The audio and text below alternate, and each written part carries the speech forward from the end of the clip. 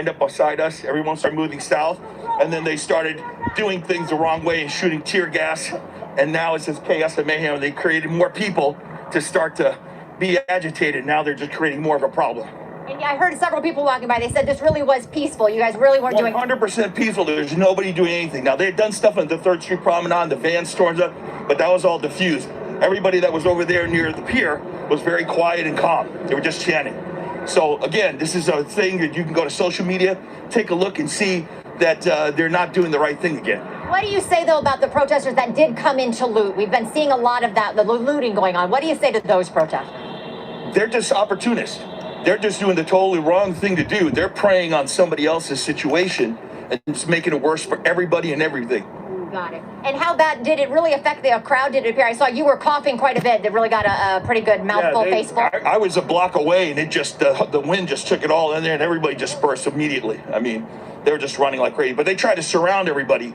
That was the thing. Got it. Got it. Thank you so much for your time, Jay. I appreciate it. Now, are you headed out? Are you done for the day? That 4 o'clock curfew. What are you going to do? I'm going to be out, because that's what I believe. I think you're going to be out too. Thank you, Jay. I appreciate it. We did see a huge contingency of Santa Monica PD going down 2nd Street here just a couple of minutes ago, headed that way towards the pier. We are here on 2nd Street between Broadway and Colorado. You can see, let me show you across the street here what we can see. You can see all the sheriff's department are now surrounding Santa Monica Place. That is one of the locations that looters were able to break into and targeted several stores inside there. You can now see police surrounding the entrances, at least the entrance on this side, and I believe on the other side along Broadway as well. But a lot of folks still out in this area as the protest and the looters continue to run through Santa Monica here. We're going to continue walking through the area here. We'll head down towards the pier, see what we can find. But that's the latest here in Santa Monica. I'll send you back to you guys in studio. It is interesting. Santa Monica PD is there, LAPD, as well as Sheriff's Department. It's a multi-agency enforcement going on in Santa Monica. Leanne, thank you for that report. And was out in the middle of it all night last night, Veronica, and she's back for more. It's tricky in these situations because it's unpredictable, and already we've seen tear gas at 3:22 in the afternoon in Santa Monica. Clearly, they've had enough in Santa Monica in this particular area. Maybe Scott is right. Maybe they think they need to really protect that area with the pier, and they want to get people out of that particular area because they're not using the tear gas on this gathering right now. So this is going on in Santa Monica, but also preparations and other things going on in Beverly Hills, where a curfew is in place as of 4 o'clock this afternoon, just like in Santa Monica. Amy. Well, that's right, David. In fact, the curfew here in the business district of Beverly Hills is in effect right now. That went into effect at 1 o'clock. Now, I'm here on Wilshire Boulevard at Rodeo, and I want to show you, first of all, I'm standing next to the Beverly Wilshire Hotel, which, of course, is well known here. And as you can see, all the windows have been boarded up on this hotel. This city is making a lot of preparations to try and prevent any of the vandalism and problems they had last night. And I want to turn you the other way and show you Rodeo Drive. Of course, that is the famous drive where all the high-end designer stores are located. Now, we know that at least one store was broken into and looted last night. Other stores had damage. And as you can see, the street is barricaded. A lot of wood boarding up of windows going on right now. In fact, as we look along Wilshire, we can hear the sound of saws and heavy equipment as businesses board up all their windows in this area. Once again, the city of Beverly Hills trying to prevent any more of the vandalism, looting that happened last night. As you know, thousands of people, at least a couple of thousand people, poured into this area last night. There was, again, some break-ins, some damage, some violence. And so tonight, the city of Beverly Hills says it is trying to prevent a repeat of that kind of vandalism and looting they saw last night. So that curfew is going into effect. It's in effect now, as I said, for the business district. But later this afternoon, in fact, in less than an hour, the entire city will be under curfew. And as you see, businesses are getting ready, trying to protect themselves from any further issues. So again, the 4 p.m. curfew here in Beverly Hills is coming very soon. Hopefully that will help prevent any problems this evening. Reporting live in Beverly Hills, Amy Powell, ABC 7 Eyewitness News. Amy, it is an apocalyptic scene out there. It does not look like Beverly Hills, the one that we know and that we see in the movies. Thank you so much for your reporting. We will get back to you. We want to switch back to Leanne Suter, who is in Santa Monica, where police are trying to get everyone to leave. Leanne. Yeah, we are just approaching Broadway and Ocean. Here's a contingency of LAPD officers that are joining in to help as they try to clear the crowds from here. We'll move in. We can see that this is really where they've gathered, right here on Ocean, right by the pier. Now, they had moved in, as you guys had seen from the helicopter. They had sprayed pepper spray into the crowd there to try to get them to move away from the pier. It appears they're all kind of hanging out right now here on this area between Broadway and Colorado on Ocean, which is right, has that walkway right above PCH there, as you can look out. A pretty good contingency here. As I said, we just watched a group of LAPD officers going in to help out with Santa Monica here. I'm going to see if we can get in closer, but we're going to take our time getting in there because the crowd has been a little uneasy. We're going to see what we can do with this and in terms of what we've seen. Now, we have not personally seen any of the looting happening, but I was watching as workers were just boarding up all the windows around Nordstrom there at Santa Monica Place. They were putting up plywood over all the windows to try to prevent any further damage, I'm assuming. So again, this had started out as a peaceful protest and then took a turn when there were groups of looters that ended up breaking into numerous businesses here. We just spoke to one of the protesters, Jay, you heard just a couple of minutes ago, and he said they were absolutely peaceful in front of the entrance to the pier here on Ocean Avenue when he said things took a turn. He says he wasn't certain why they fired the pepper spray into the crowd, but he said when that happened, that certainly seemed to agitate everyone and certainly seemed to raise the tensions, making it a bit more tense out here. I can see quite a few people, or some people, sitting in the street there. They're trying to be as peaceful as they can. Over here, I can't see up close to the police line as to what's happening. I'll see if we can get up there in a minute, but I'm not going to do it while we're on live TV, just because I'm not certain what may happen here. But again, these folks, out here, as their signs say, trying to make their voices heard. They were hoping to have a peaceful protest. But of course, what we're running into is time. So, as the clock ticks down, they've got about half an hour now until that curfew takes effect. So we'll see what police decide to do once the 4 o'clock curfew takes effect. But at this point, this group right here, right now, appears to be peaceful from our vantage point where we're standing here on Ocean. But I have not been able to see what's going on inside, kind of on 3rd Street Promenade, in around the businesses. That's where I'm told the trouble really was with all of the looters. But that's the latest here in Santa Monica. We'll send it back to you guys in the studio. Leanne Suter, ABC 7 Eyewitness News. All right, Leanne, reporting live from close to where all the action is. We did, Veronica, see a couple of children in the crowd too, so we got to keep that in mind as this progresses. I'm not sure, I don't want to say too much about it, but I would not bring my child in a situation like this. As much as I would love for her to understand our rights as Americans, these things are fluid and they could rise up and turn violent at a drop of a hat. David, we saw in Seattle a child get maced. There's video of it that's circulating online, and she is screaming in pain and she is crying as they pour milk on her. I have to agree with you. I mean, children, even if the protest starts out peaceful and the intention is good, you never know what's going to happen. It's unpredictable. And it's out of your control entirely. And if you find yourself in the middle of that, and if it goes south, then how do you get out of there? And especially with a young child. So that's tricky. Anyway, let's go beyond that. Let's get back to the situation here at this intersection. Scott Rife has been watching it. As much as there's a lot of complaints about the tear gas, the pepper spray, Scott, it looks like they've accomplished their goal in clearing out this particular intersection. Yeah, whether that was the right or wrong thing to do, it's really difficult to get into that. I can only show you from my perspective what I think they tried to accomplish and what they're trying to accomplish right now. That's a group of LAPD officers that came to assist Santa Monica Police.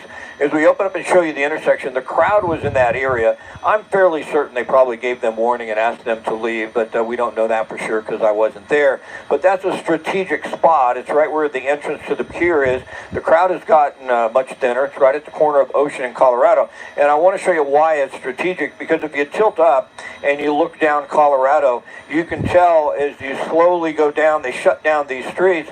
There's all the PD cruisers. If they can shut this down, open up and go to your left, if they can shut this area down for more people, there's little splinter groups going into that area, well, then they can stop some of the looting and they can start to move in with more officers, as you can see, and try and get those individuals out.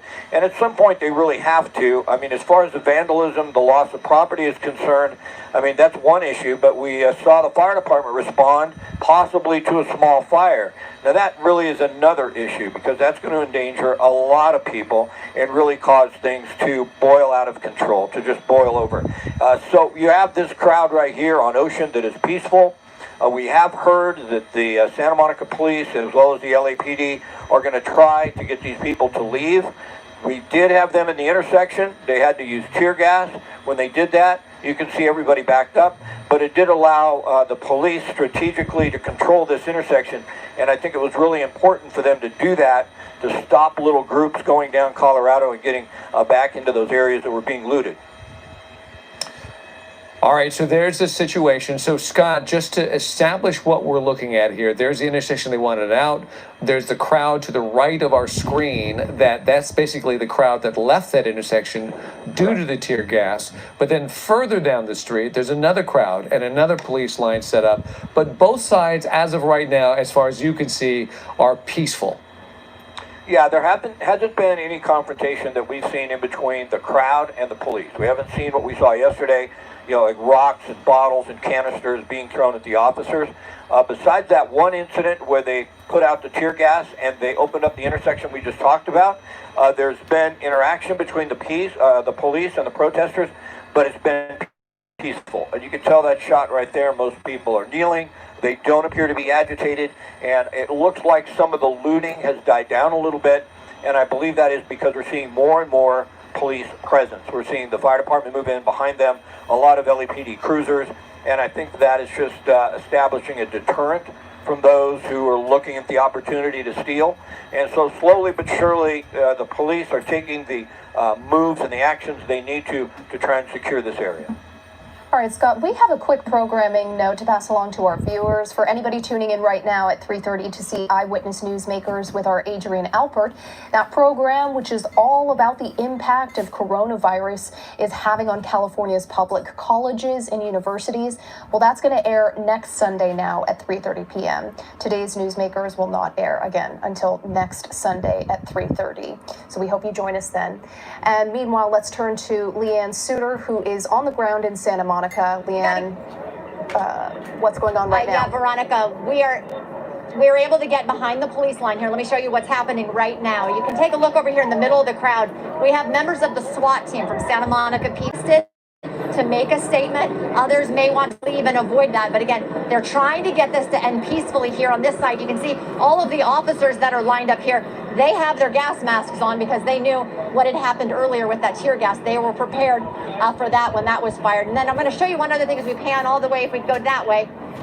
Split down Colorado here, or split down Ocean, I should say, just past Colorado. That is where another group is. It appears that they split the original group of protesters into two when that tear gas went off. So there's another contingency down there that is getting the same warning that this has now been declared an unlawful assembly and that they must clear out or be arrested. So we're waiting to see what's happening. I want to point out one other thing, because this is only, I find this very interesting. Only in Southern California can you have a major protest going on, and you can still have people here enjoying their leisurely brunch, watching everything that is happening, watching this protest. And just taking it all in. So as this continues on Ocean right here, I mean, it seems right only in Southern California, only in LA would you see that. But again, we can see people starting to leave. So it appears at least they're starting to clear out a little bit. They're still working with the main group of organizers or protests here trying to get something, but it looks like they might be listening, or at least they might be clearing off to the side. Maybe they're telling them to clear out of the street and just go off onto the side here along Ocean, stay in that greenway area, that open space. So it appears that's what they're doing at this point. I do not see anyone under arrest as they're still working to kind of end the tension here, but it seems like things have calmed down a little bit. I know the tension does not seem to be as high, at least on this side of the protest. I'm not sure what's going on the other end yet, but this side, as you can see, they've all gathered now along the green space here along Ocean. So hopefully that is a good sign that this is going to be resolved peacefully, no more trouble. Other officers, though, are deeper in Santa Monica there, that 3rd Street Promenade, all the other businesses, dealing with all the looting that they had going on earlier. So trying to take care of that aspect. So there are law enforcement, there's law enforcement throughout Santa Monica here in the downtown area trying to take care of all these protests, all of the looters, everything going on. But that's the very latest here, live in Santa Monica. Leanne Suter, ABC 7 Eyewitness News. That was a classic look, Leanne. What a great point. That couple that's sitting at the table.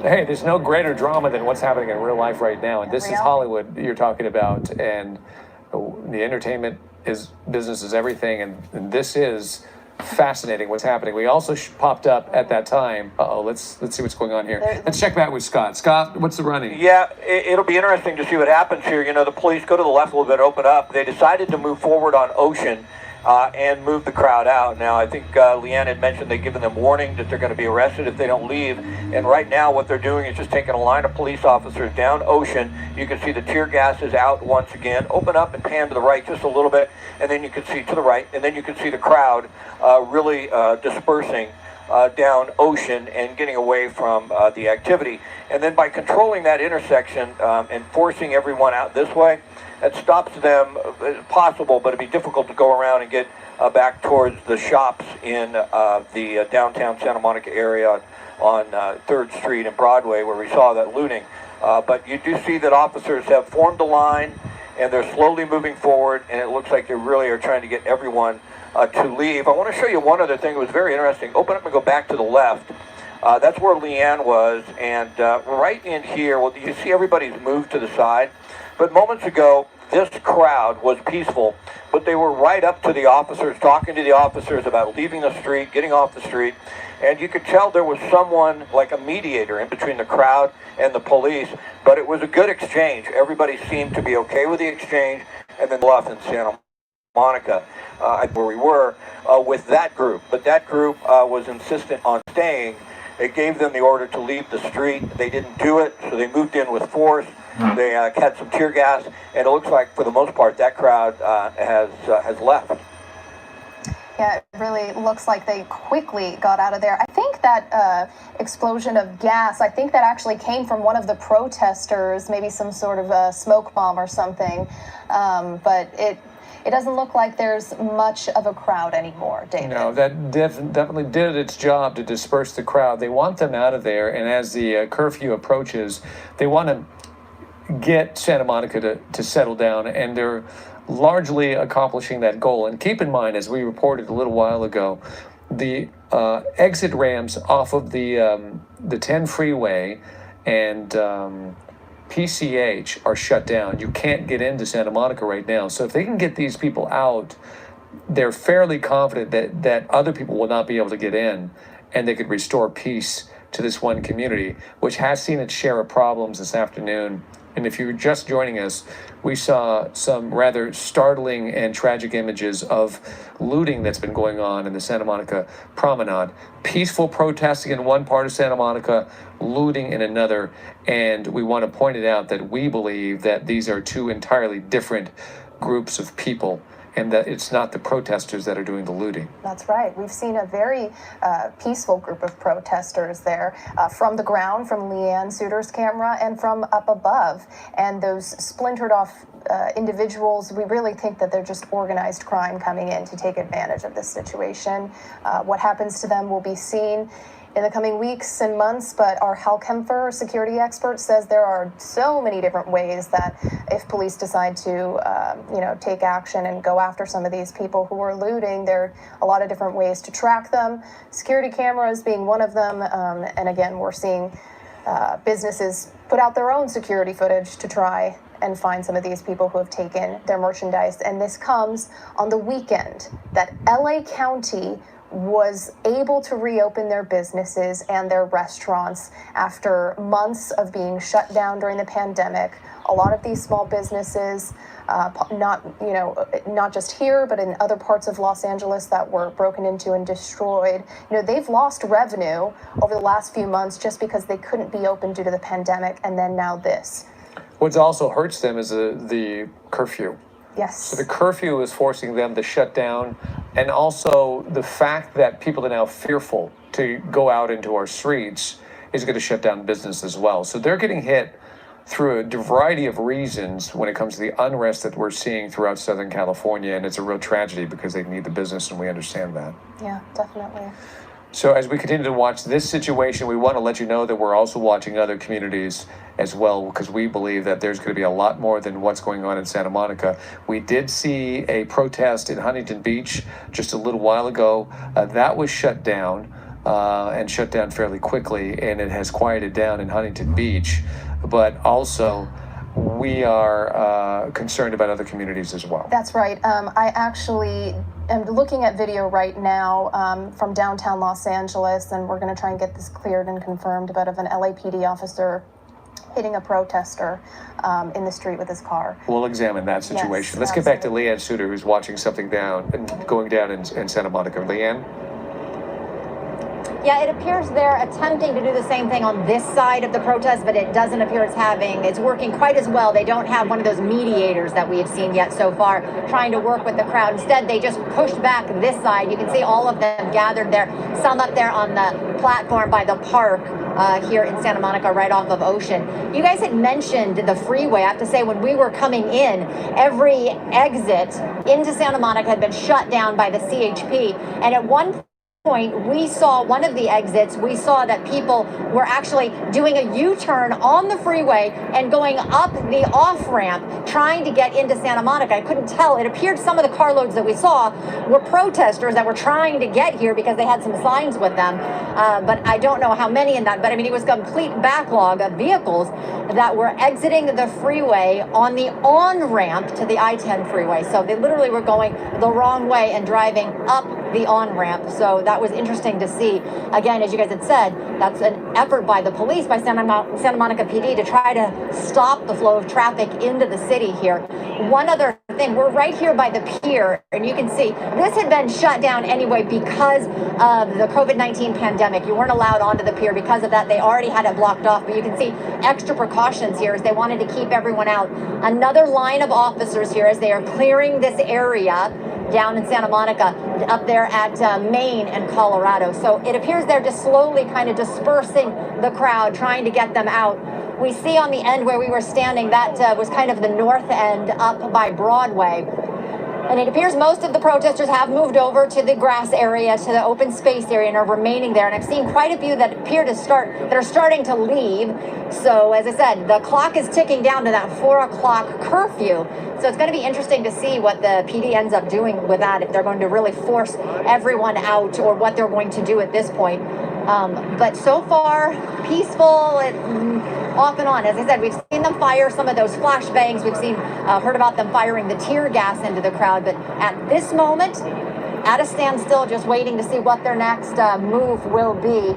I can see that the protesters remain there as well. It doesn't appear this side is going to be moving anytime soon. So it looks like it is a standoff here at this end in Santa Monica. I've sent it to you, back to you guys in the studio. Yeah, we'll check back in with you in just a bit. We want to toss to Scott now because there are people on the overpass and... right there. Oh, okay. We're going to move down this way, but we saw some people on the overpass who were kind of hanging over, which is absolutely something you don't want to see. Rocks and objects could be thrown. Scott? Yeah, we can go back to that. This is 4th Street here. We had just noticed there's another group here, and now what we're seeing is 4 or 5 different groupings of people walking. That's the Lincoln overcrossing from the 10 freeway, holding up their signs, waving at people up on the side there of the railing, which probably isn't too safe to do. But he's got a child on his shoulders. Yeah, boy. I mean, a chain link fence is pretty high, but you can tell that can be a pretty serious situation there. I want to open up out of this shot and then just sort of give you some perspective. Going north, they could go around and get back into the promenade area. Most of this area to the south has been shut down by police. You can tell if we keep coming down, we'll be back at that intersection at Colorado and Ocean. That's Colorado right there, runs along the promenade. And there's the intersection where the police have moved forward. They started their line. They've moved in an armored vehicle. Whether they're going to continue forward, we had some information they might do that. They're just going to try and get everyone to disperse. They're certainly doing it slowly. There's like a little more than 15 minutes, I think, before the order goes into effect that you're not allowed out on the streets. So it's interesting that there are 4 or 5 different groupings now of protesters that are being peaceful. We can go into the area once again, like like on Broadway, if you want to try that tad, because I still, moments ago when I looked out the window, saw groups running around, like right in there. That's 3rd and Broadway, right under the helicopter, and you could still see individuals running around trying to grab stuff. And the police have moved slowly forward into intersections to try and stop it, but they're not moving in and taking anybody into custody at this point. So they still have a very large area they have to try and contain and get evacuated. It certainly isn't going to happen by 4 o'clock.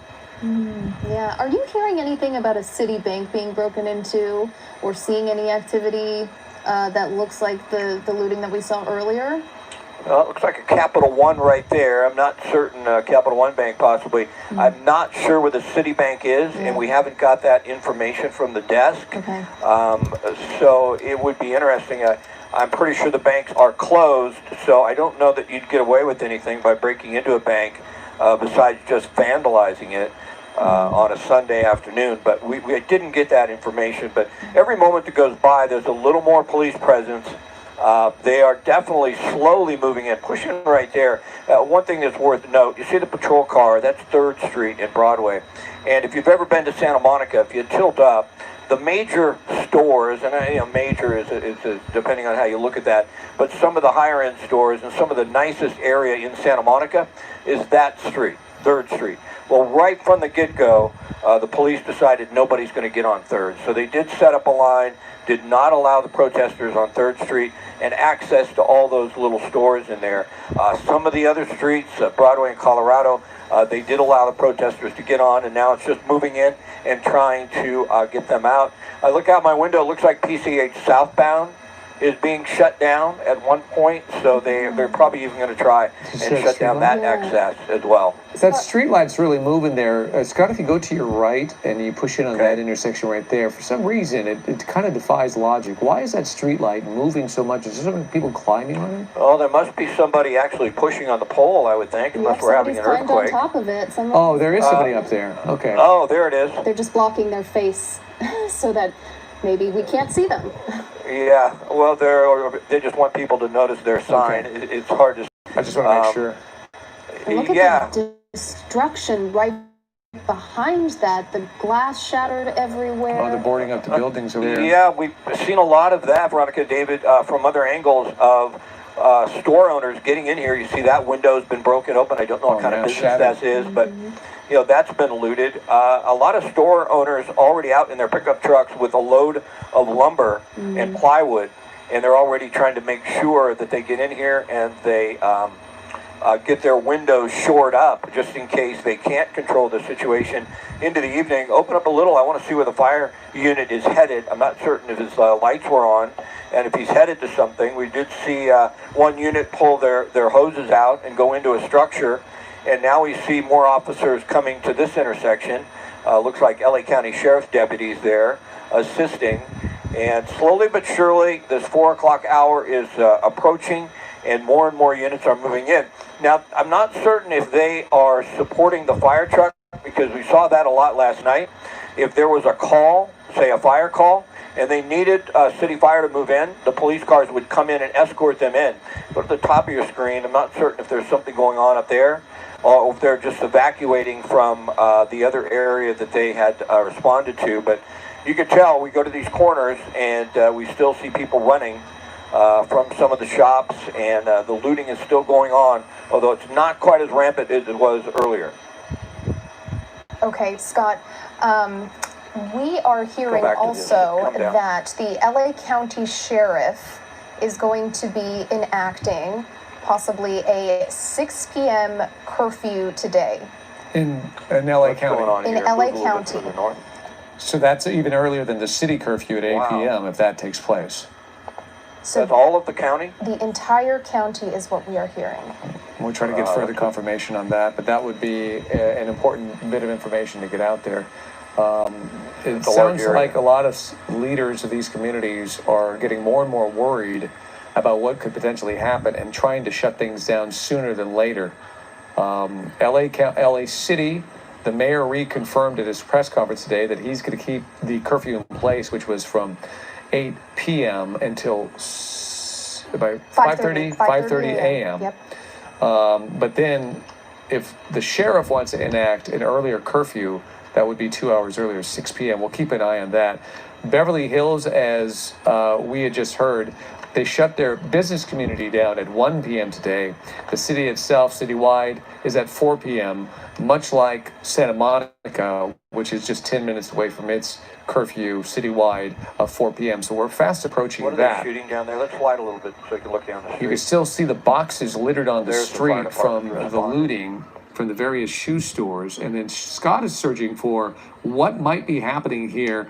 Maybe this is staging, but perhaps it's something else. So he's trying to figure that out as we see a number of fire engines kind of moving into this one area. Scott? Yeah, we noticed the police presence more than anything, and they're escorting the fire department in. I'm not certain exactly why. It doesn't appear like the same area they responded to earlier where they thought they might have had a fire, but it does look like a process. So, you know, you see something like this, you don't know if it's an emergency aid call. I think we had one on 3rd and Fairfax that really made the LAPD move in yesterday afternoon, but we are seeing more of LA County Sheriff and LAPD assisting Santa Monica and move into some of these areas. I think they're hoping just their presence alone will stop some of this, but you know, you have officers on both sides here sort of trying to contain this area. I'm not certain if it's just so they can get the fire department through and they're headed to something. It's very difficult to try and determine that, but that definitely could be the case. Fortunately, we don't see any smoke out here. We did have that one call. We thought there could have been a small fire, but that didn't turn out to be much. And that is fortunate because you look at the way everything's placed here so tightly together in Santa Monica. If there's a fire, access will be an issue. And there's the first sign of, oh, that's a sheriff vehicle. At first I thought that was the National Guard because of the color, but it turns out it's an SCB, the Special Enforcement Bureau vehicle from the Sheriff's Department.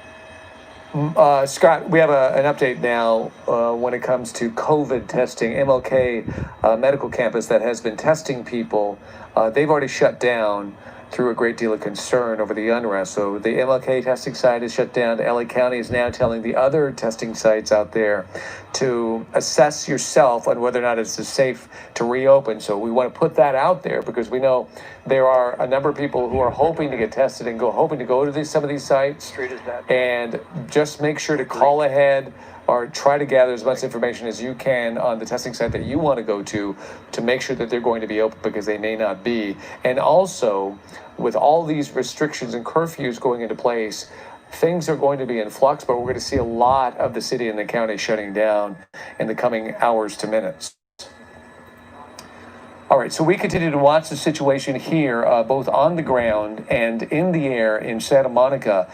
And to give you some idea of what we have been seeing, it began as a peaceful protest about midday here in Santa Monica, where we saw, I wouldn't call it a large crowd, a decent amount of people, of 100 people or so, protesting peacefully. But then in a separate part of Santa Monica, the looting began. And we literally saw with our own eyes and our own cameras, and we could eventually show you some of this video of people basically busting into what we said seem to be largely shoe stores, Veronica, and then running out with handfuls of shoes and merchandise, and it seems to be a concerted group effort of what was going on. There were getaway cars, multiple getaway cars that we saw from the air. You know, viewers watched alongside with us.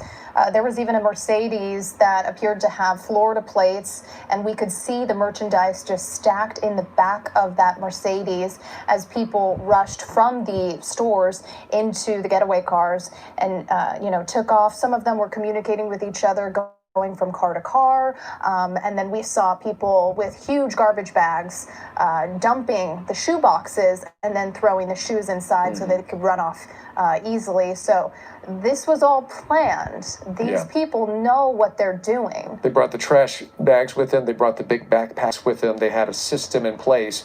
And eventually, and we saw this as well, multiple vehicles coordinated together, sharing information on where to go and how to go. Okay, running again. Let's go back to Scott Reif. Scott, is there a purpose for this?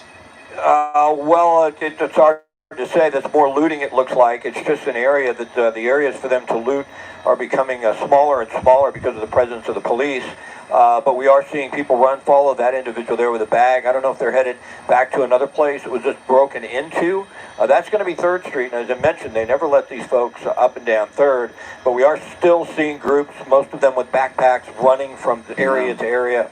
More than likely, they're getting word that a store was broken into, and maybe you can steal something here. But I want to come back to 4th Street and show you there's a lot of fire activity. I guess they're really concerned. They're getting some calls, tilt up 4th Street. I think it was up that street, if I'm not mistaken. And you're going to see right in here, they have some more lines out. And that always concerns us when they charge a line. You don't always see the smoke when there is a fire, but you can see the lines right there on the sidewalk from that truck going into a business. We don't see any smoke, but there's an awful lot of fire activity. And the shot we showed you a moment ago was the police department opening up the way so the fire department could get in. Okay. Hey, Scott, we're going to shift gears right now. We're going to keep your shot up. We want to direct your attention to downtown Los Angeles. A couple of things are going on right now. This is our other helicopter, and this is a really dramatic sight on your right-hand side. That's City Hall, and look at the presence of the National Guard. And this is very much in line with what we heard from the police chief and the mayor today, and that is they want to stage the National Guard in areas that they can stand still and be protected, not necessarily to do law enforcement, but to just protect primary facilities. City Hall clearly is one of them, and this is one of the first sites that we're seeing where the National Guard has been spread out to do some structured protection. Let's go to Chris Christie. I don't know if Chris can hear us. Chris, are you there? David, I've got you. Okay, great.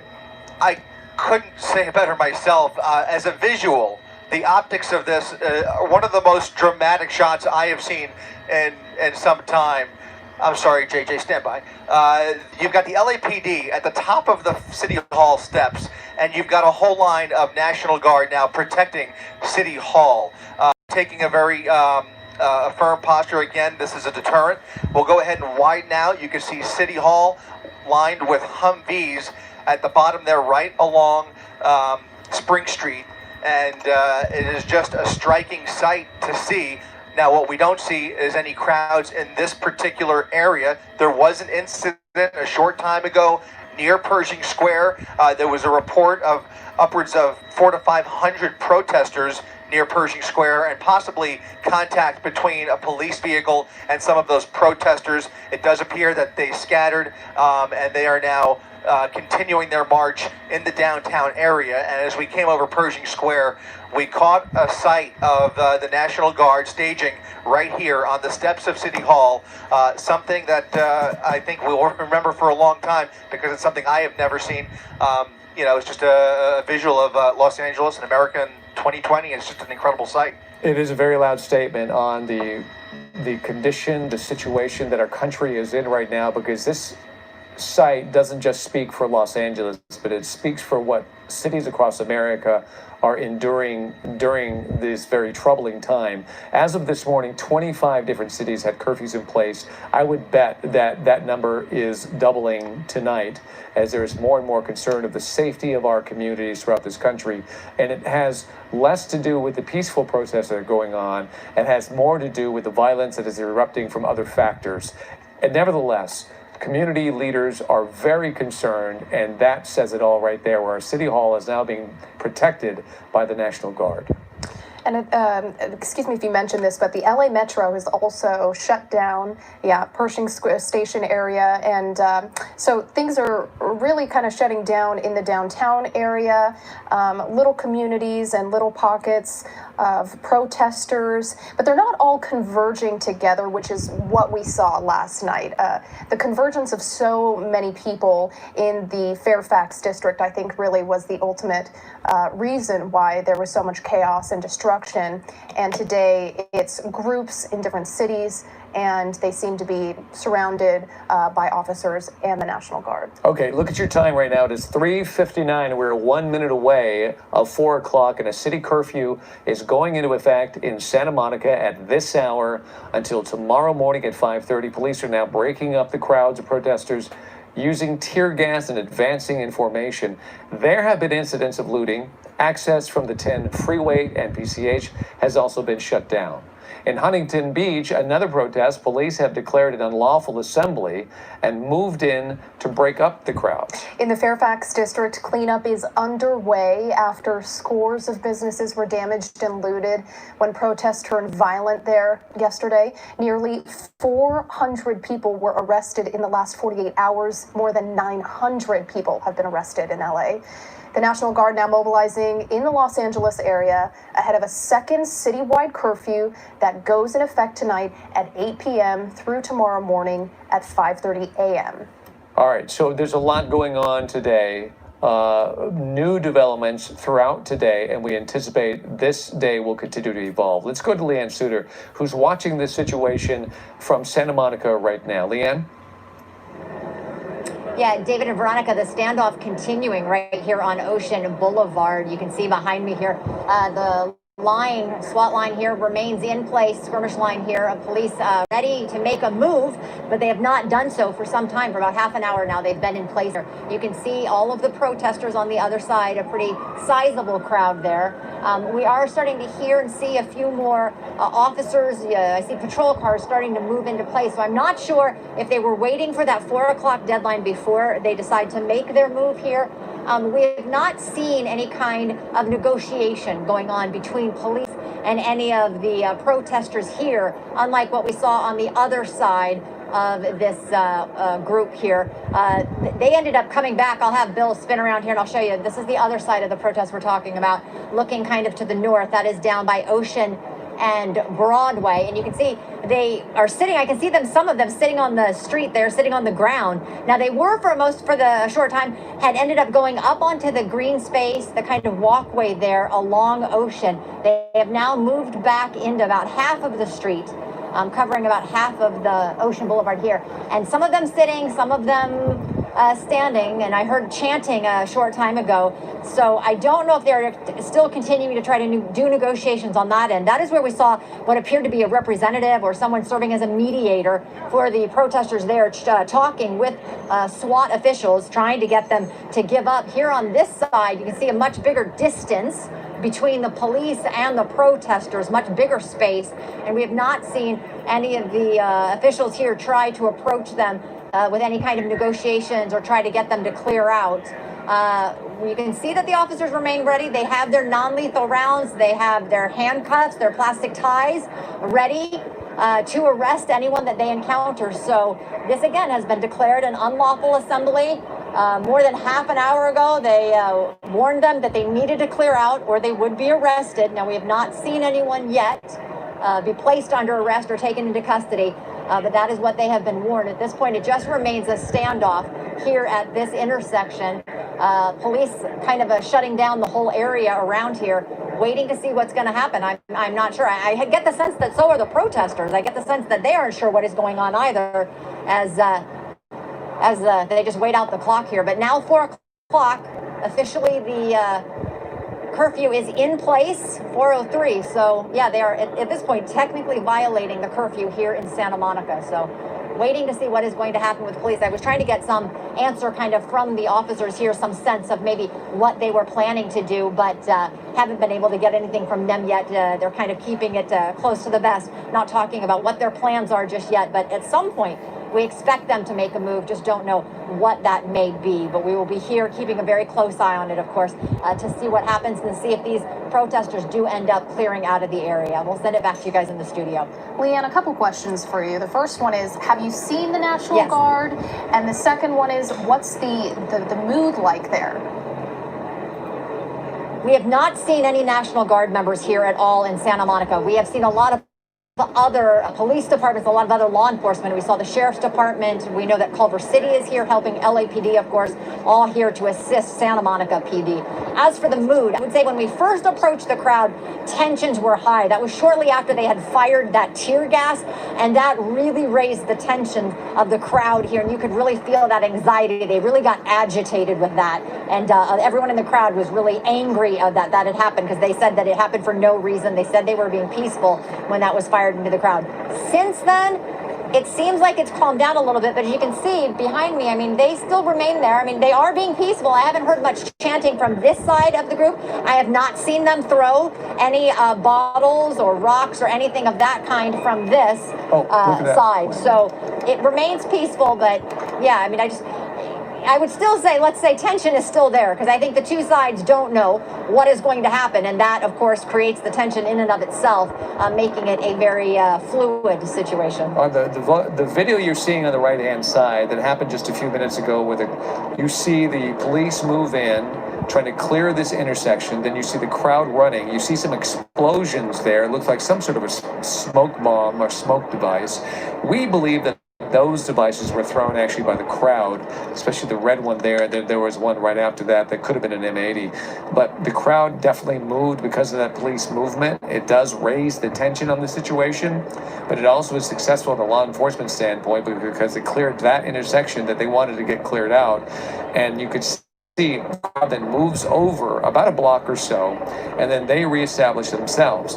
That basically takes us to where we are right now, where you see on your left-hand side, my picture that Leanne has, where she's behind the police line, but you can see members of the crowd basically sitting there, and it's like both sides are waiting for something to happen.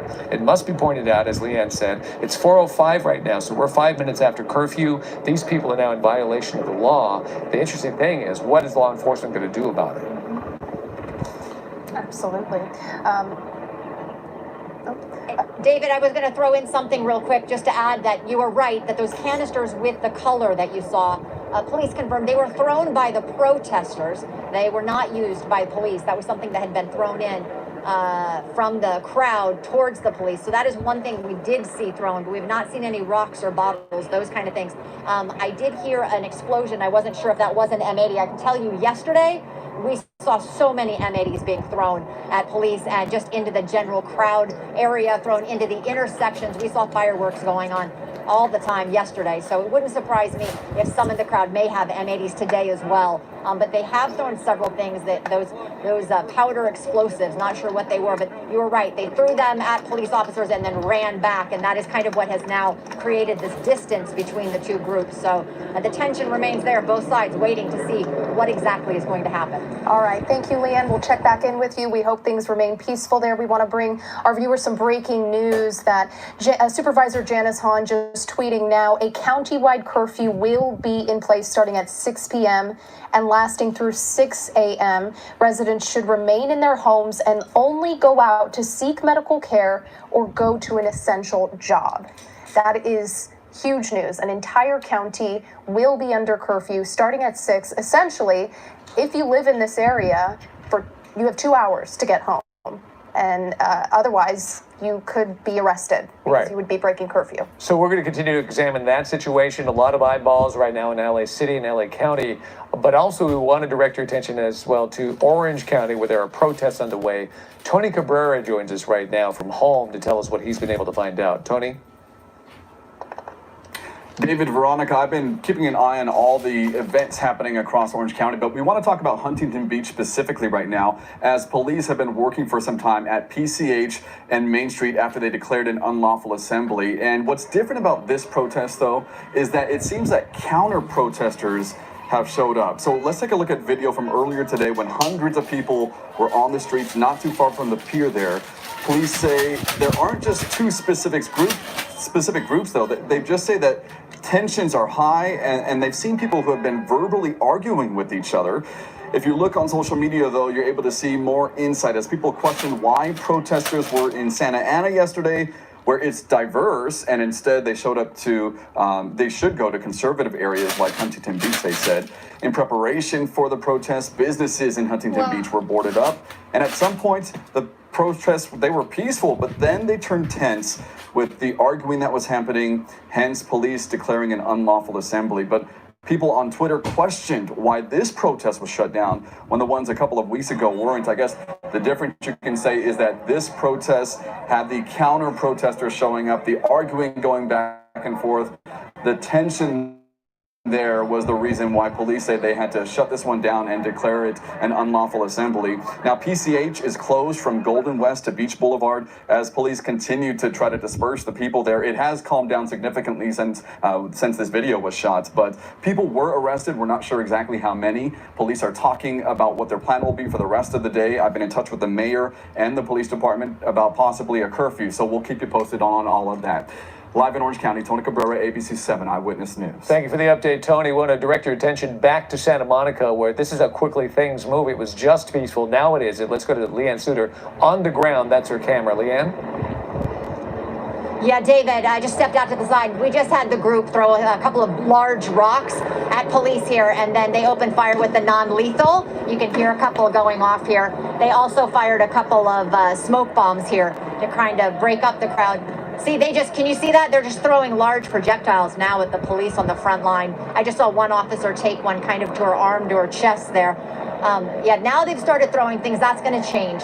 This is going to change the dynamic of how things are going to work. There's an apple. I just saw somebody throw an apple. So yeah, this is going to turn quickly. You can hear the LAPD helicopter moving in. Oh, they're running now. You can see the crowd starting to back up even more.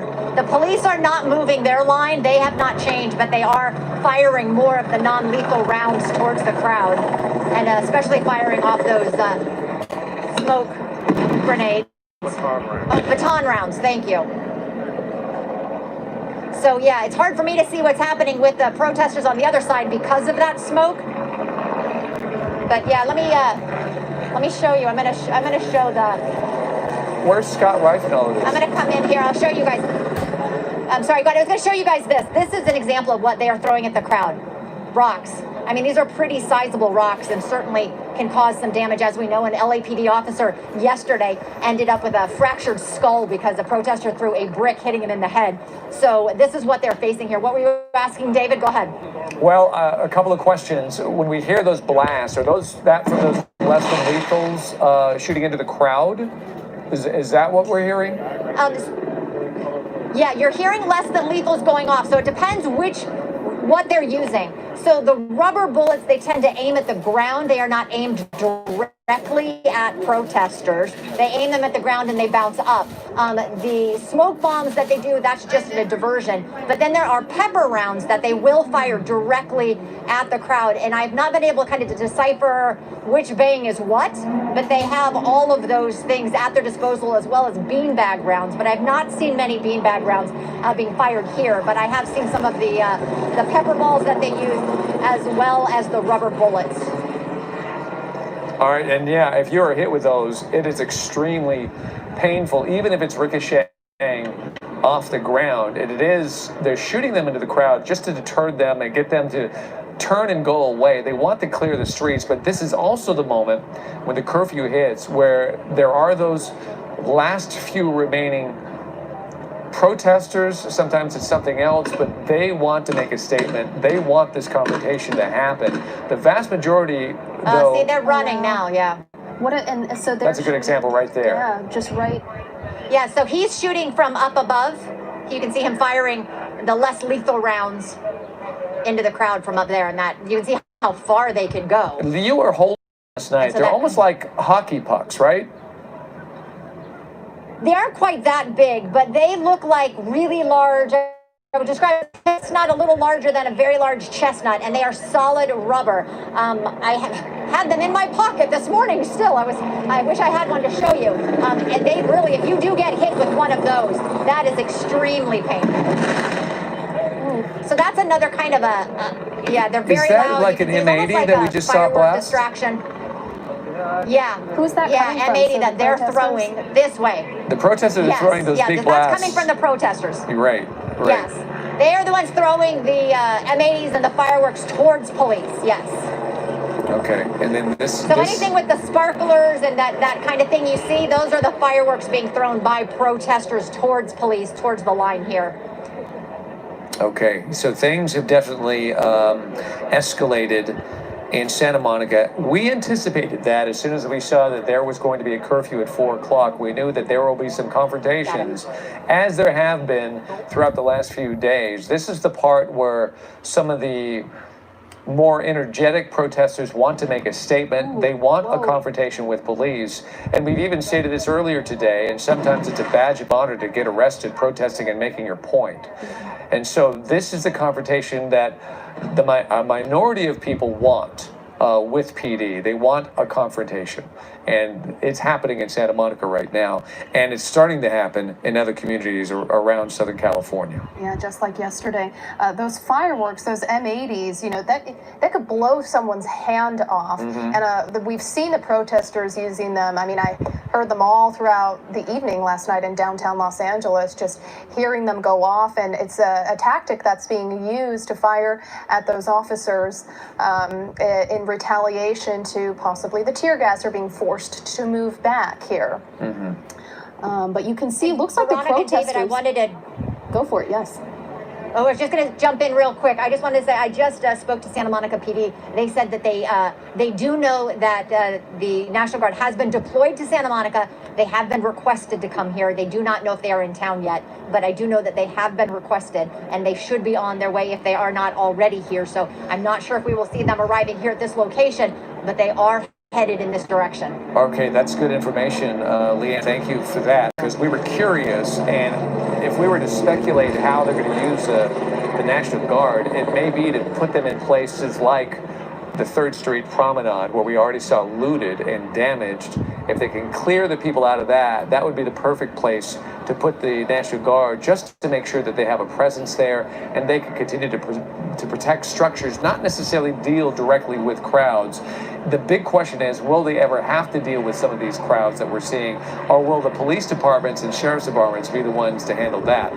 That will be interesting. And as Hal Kempfer had pointed out earlier today, police departments, sheriff's departments, they are more trained and more prepared to handle these kinds of uprisings, and then the National Guard is better prepared to protect property.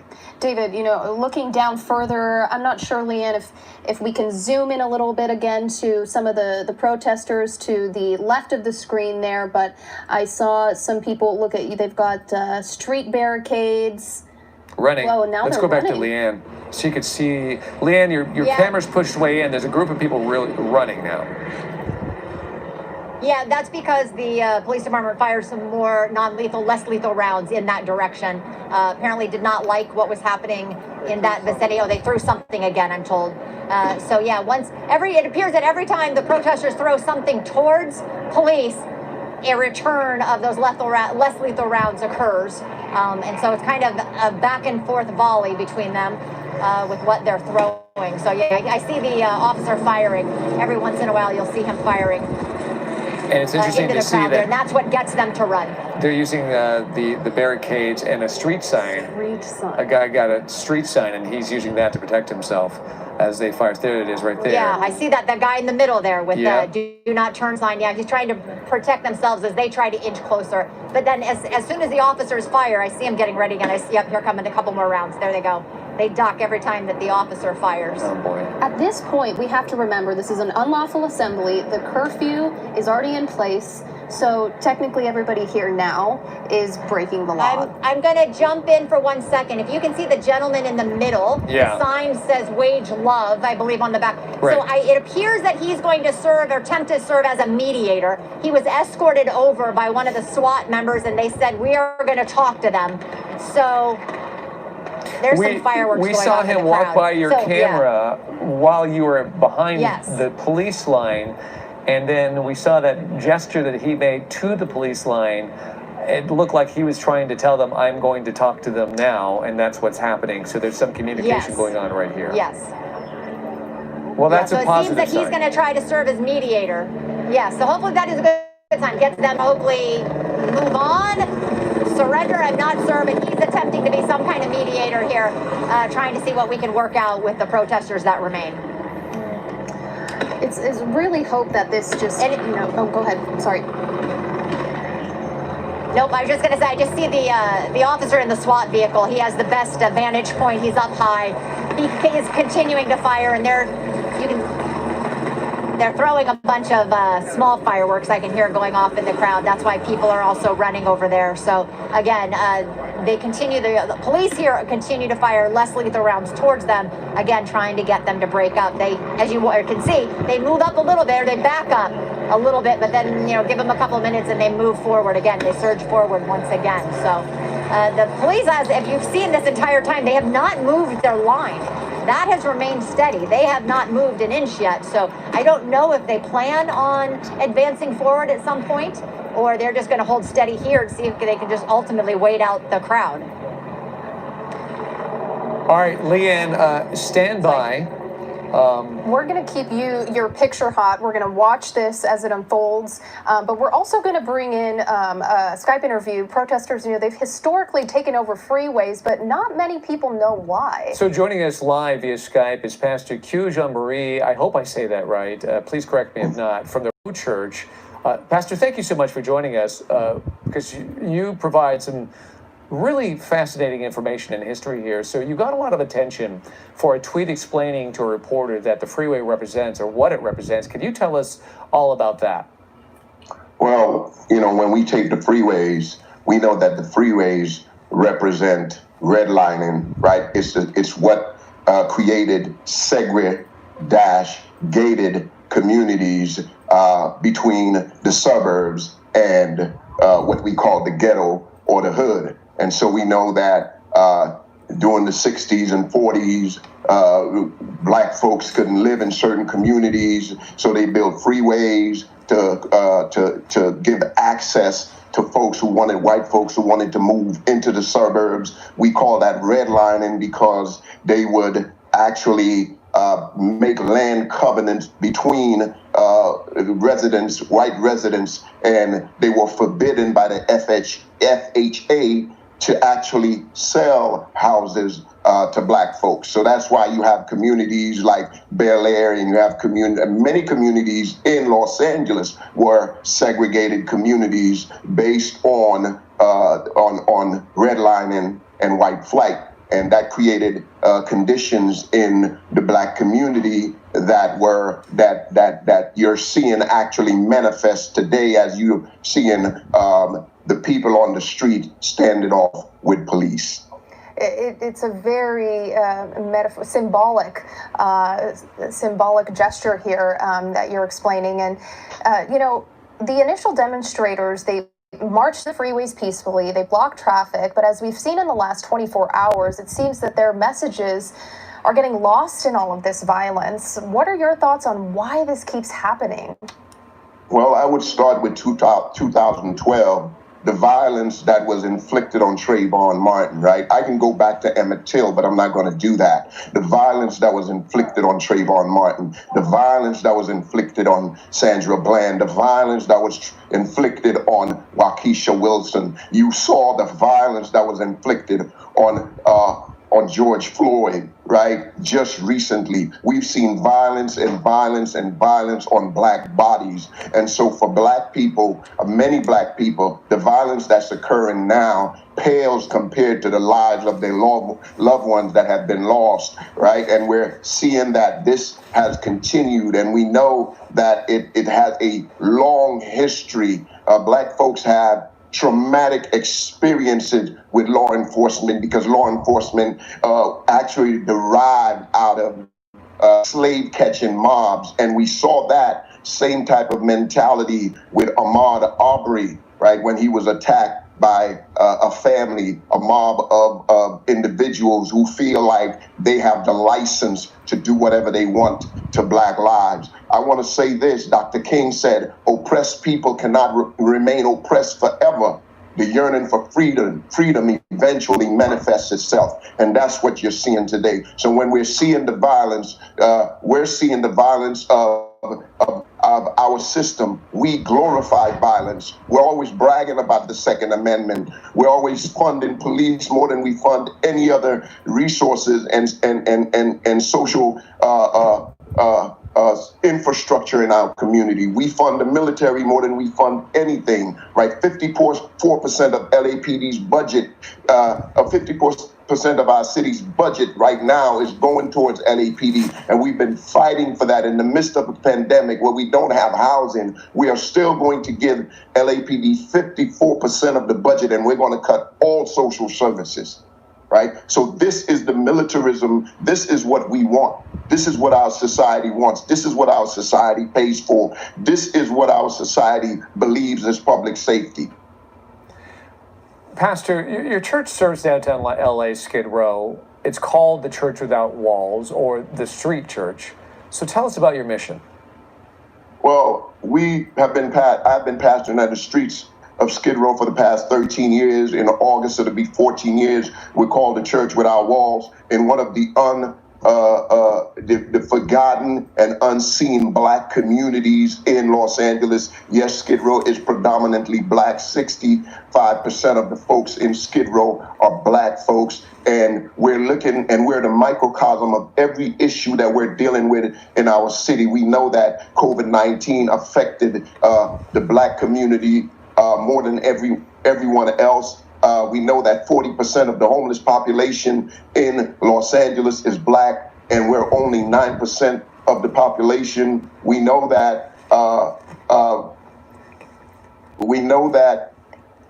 Sorry about that. My phone started ringing, and we know that all the ills of our society, COVID-19 proved to us that all the ills of our society affects Black people predominantly at a higher rate than everybody else. What you're seeing on the streets, though, is not just Black people protesting. We know that in 1967, there were 163 uprisings. We don't call them riots, uprising in the nation because of police brutality. So when people see violence, they forget about the Black life that caused that violence. George Floyd was the spark that is actually that caused folks to come out. Yesterday we led a march. We were the ones who led the march. We were expecting 3,000 people. Some say there were 20,000 people. Some say there were 10,000 people. I'm not sure how many people were out there, but what we saw yesterday is a totally different picture. In 1967, the crowd were mostly Black folks, but now you're seeing people of all different ethnicities on the streets right now, because now they're using the spark of George Floyd to say, hey, we got dreamers out here who are being murdered by this system, right? We have people, immigrants out here who have been murdered by the system. A 73-year-old man was killed in ICE custody. He committed suicide in ICE custody, right? We had 1.3 million people, working people who are at risk at being homeless before COVID-19 happened. We had 60,000 people who are houseless in the city in the county of Los Angeles. That's the violence. That's more violent than any violence that I'm seeing right now. Pastor Q. Jean-Marie from the Row Church, we appreciate your time and your insight. We hope to hear from you again as this continues. Thank you so much for your time today. Thank you. We know this is a complicated issue, and we want to give you, the viewer, a chance to make your voice heard. So head to abc7.com to tell us why you protest if you so choose.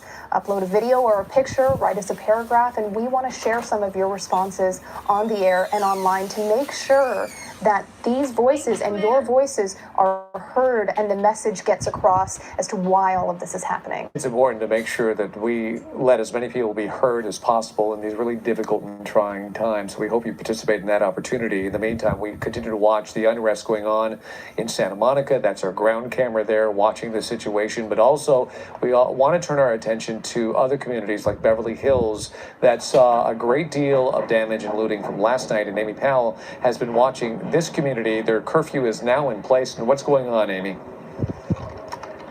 Well, David, it appears from what we can see that most people are obeying the curfew. You see behind me a few people walking down the streets here, people coming out to take pictures. Some of them not aware, perhaps, that the curfew has started. Others just kind of curious to see what they can do. In fact, we actually had to tell a couple of people that there was a curfew in effect. But take a look over here. Because this is Rodeo Drive. We're standing across the street from the famous Tiffany's on the corner and all those expensive high-end shops. What's eerie here is to see that all these shops are being boarded up. The walkways, the windows, the expensive storefronts. And that is all because, as we know, last night, protesters and people who wanted to cause some problems surged into this area. They broke into at least one of the high-end clothing stores here, looted it. A number of windows were broken on shops and businesses. Graffiti was left on walls. So the community here is doing its best to prevent that from happening again. Now we're looking up and down Wilshire again, as far as we can see on Rodeo. All the shop windows, the doorways have been boarded up. The city of Beverly Hills, the mayor here saying he's not going to tolerate looting and vandalism in the city. We know this entire business district, this was shut down at 1 p.m. The streets all surrounding the business district have been barricaded. We drove around there. Police have roadblocks up. And again, now the entire city is under this curfew order. People are disappearing on the street. From the streets here again, most of the activity here from workers. We're trying to make sure everything is boarded up. We'll send it back to you. All right, thank you, Amy. The National Guard is now on guard at City Hall in downtown as a citywide curfew is set to begin at 6 p.m. and it will last until 6 a.m. It was set to commence at 8 p.m., but the LA County Sheriff's Department, well, he moved that up, that timetable due to the unrest that we're seeing in Santa Monica. There was a peaceful protest there. It began in earnest until the looting began, and then groups began smashing windows in a shoe store, emptying the entire store into their cars. And with police occupied, the vandals walked around without fear of arrest. At 4 p.m., a 4 p.m. curfew, rather, is now underway for Santa Monica.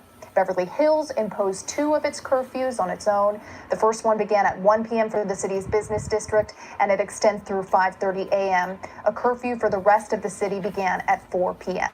Well, dramatic changes have taken place in just in the last few minutes in Santa Monica. Take a look at this. We want to go to Chris Christie overhead, Air 7 HD, where the protesters are setting up what is some sort of a fort. Chris, what's going on? David, this is a very tense standoff that is developing here right at the foot of the Santa Monica Pier. There is a strong line of Santa Monica police officers that are basically in a standoff with these protesters right here who are stealing doors from a construction site to form a blockade right there where PCH meets Ocean. So this is right in front of Lobster Restaurant at the foot of the Santa Monica Pier, and the Santa Monica Police Department is now firing rubber bullets at these protesters. We've seen a couple of them take direct hits. You can see the large crowd of protesters directly behind that barricade. And then if you take a look at that, I think is it an apartment building? I think it's a residential building, but I'm not exactly sure. On the right-hand side there, you can see the first floor is boarded up. It is an apartment building.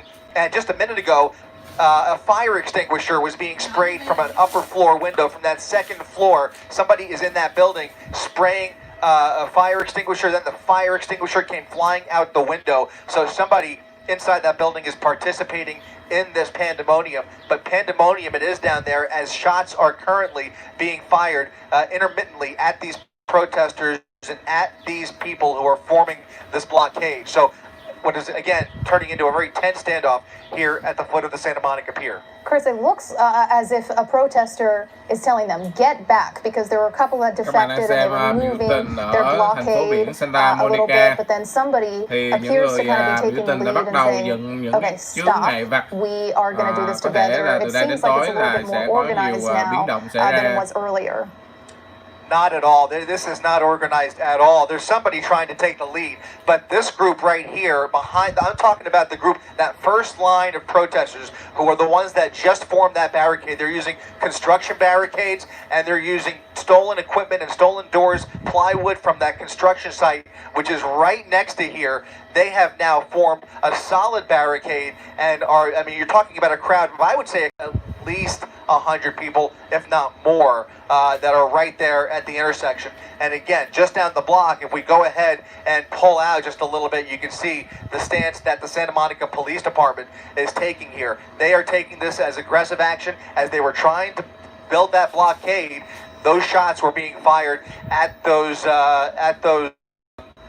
protesters who are forming that blockade, if you will. We do know that there's some sort of mediator in that crowd. We've been seeing him around trying to keep peace between the protesters and the police. And Leanne Suter, she's on the ground. And we want to hear your perspective, Leanne, because you've been watching this for the last couple hours, and it appears that this is kind of quickly evolving. What's your take? Yeah, this is changing dramatically. You can definitely see how the crowd is feeling emboldened. They're building that huge barricade. You can see live over my shoulder that Chris was talking about. You can see them putting up all that plywood, all those doors, and they're trying to double it up here. And you can see a lot of these protesters that are literally walking out, kind of taunting the police to shoot them with these non-lethal rounds. There is a gentleman that was in the middle of that group, one we saw earlier. He's in a white t-shirt that said, I believe "More Love" was the back of it. And he has been trying to get the group to calm down and to he'd serve as mediator between the protesters and the police. But so far, it doesn't appear that he's succeeded. This group definitely appearing to be growing in their confidence, I would say. I want to see if you can see one other thing. Well, now we can get a good shot of it. Can you see this, the canister there, the red canister? I was trying to say that they had used, Chris was talking about that they'd taken it from that fire extinguisher. They'd taken it from the building, that apartment complex, and they'd sprayed it towards the police. They then threw it through the crowd. We watched this huge fire extinguisher go flying through the crowd, landing in the street there. So this has taken a serious turn. So far, police have not changed their tactic. They remain here in the line, the skirmish line right here, and have not moved at all. But you can see those protesters really kind of building in strength and their confidence in trying to take on the police, it seems. One of the concerns for authorities is that they have a large group up on the high ground, as they call it. They're kind of up on that overlook. That is a big safety concern for police here. That is one of the reasons why they are not taking immediate action, because that puts them really at great risk, because they have those protesters kind of up above with a different vantage point. So that has put them at risk. The other concern the police were telling me is that there is another street that goes down kind of under the pier here, and that has not been shut off yet. And that gives protesters another route and another way to come in. I do know that more crews are headed in. I was told that more reinforcements are on the way. So I suspect this situation is probably going to take a turn shortly once we see more police and more crews arriving here. I'm not sure when that's going to happen, but I was told that more reinforcements are headed this way. But watching them build this barricade has completely changed the dynamic and changed kind of their stance, the protester stance. You can tell that they feel like they are gaining some strength in this, and kind of really standing up to the police more. So this standoff, I would say the tension here definitely escalating as this continues right here on Ocean Boulevard in Santa Monica. Yeah, you could feel the tension just through your images from the ground. I was going to bring in Chris Christie into this conversation as well. So, Chris, you're watching from overhead. It does seem like that crowd is large now and getting more and more unified. The police have lost ground to this crowd since you got there. They've moved forward. What is backing up the police right now until those law enforcement reserves get there? Who's supporting that police line that we're seeing? Well, that's a great question. To be honest with you, I only see that group of Santa Monica police officers. That skirmish line right there is really all that I see. You're talking about a couple of dozen officers, and that's basically about it. Behind them, I don't see a whole lot of backup. This has been a concern of mine all day when you consider the Santa Monica Police Department compared to the resources of the LAPD.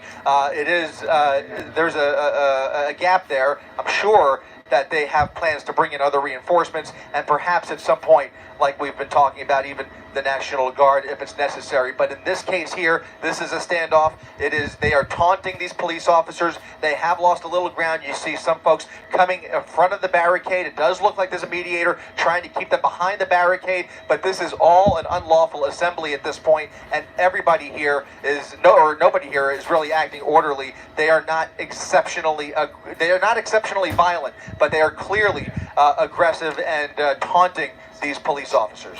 It's interesting that we... Here comes another round of gas. Another round of gas shot right at the barricade that's landing just a few feet in front there, and that's going to agitate that crowd once again as they continue to move back. That is going to definitely spread in their direction. The wind is kind of blowing towards that building. The wind is blowing the smoke towards the building, and some of that gas will start to reach that crowd there in just a second. Sure enough, there you see the crowd dispersing, the barricade falling, and the crowd starting to move back. past the pier here. Well, that'll hit you like a brick wall, that tear gas, as we saw Carlos yesterday. You just get even a bit of a whiff of it, and you can't open your eyes. You can hardly breathe.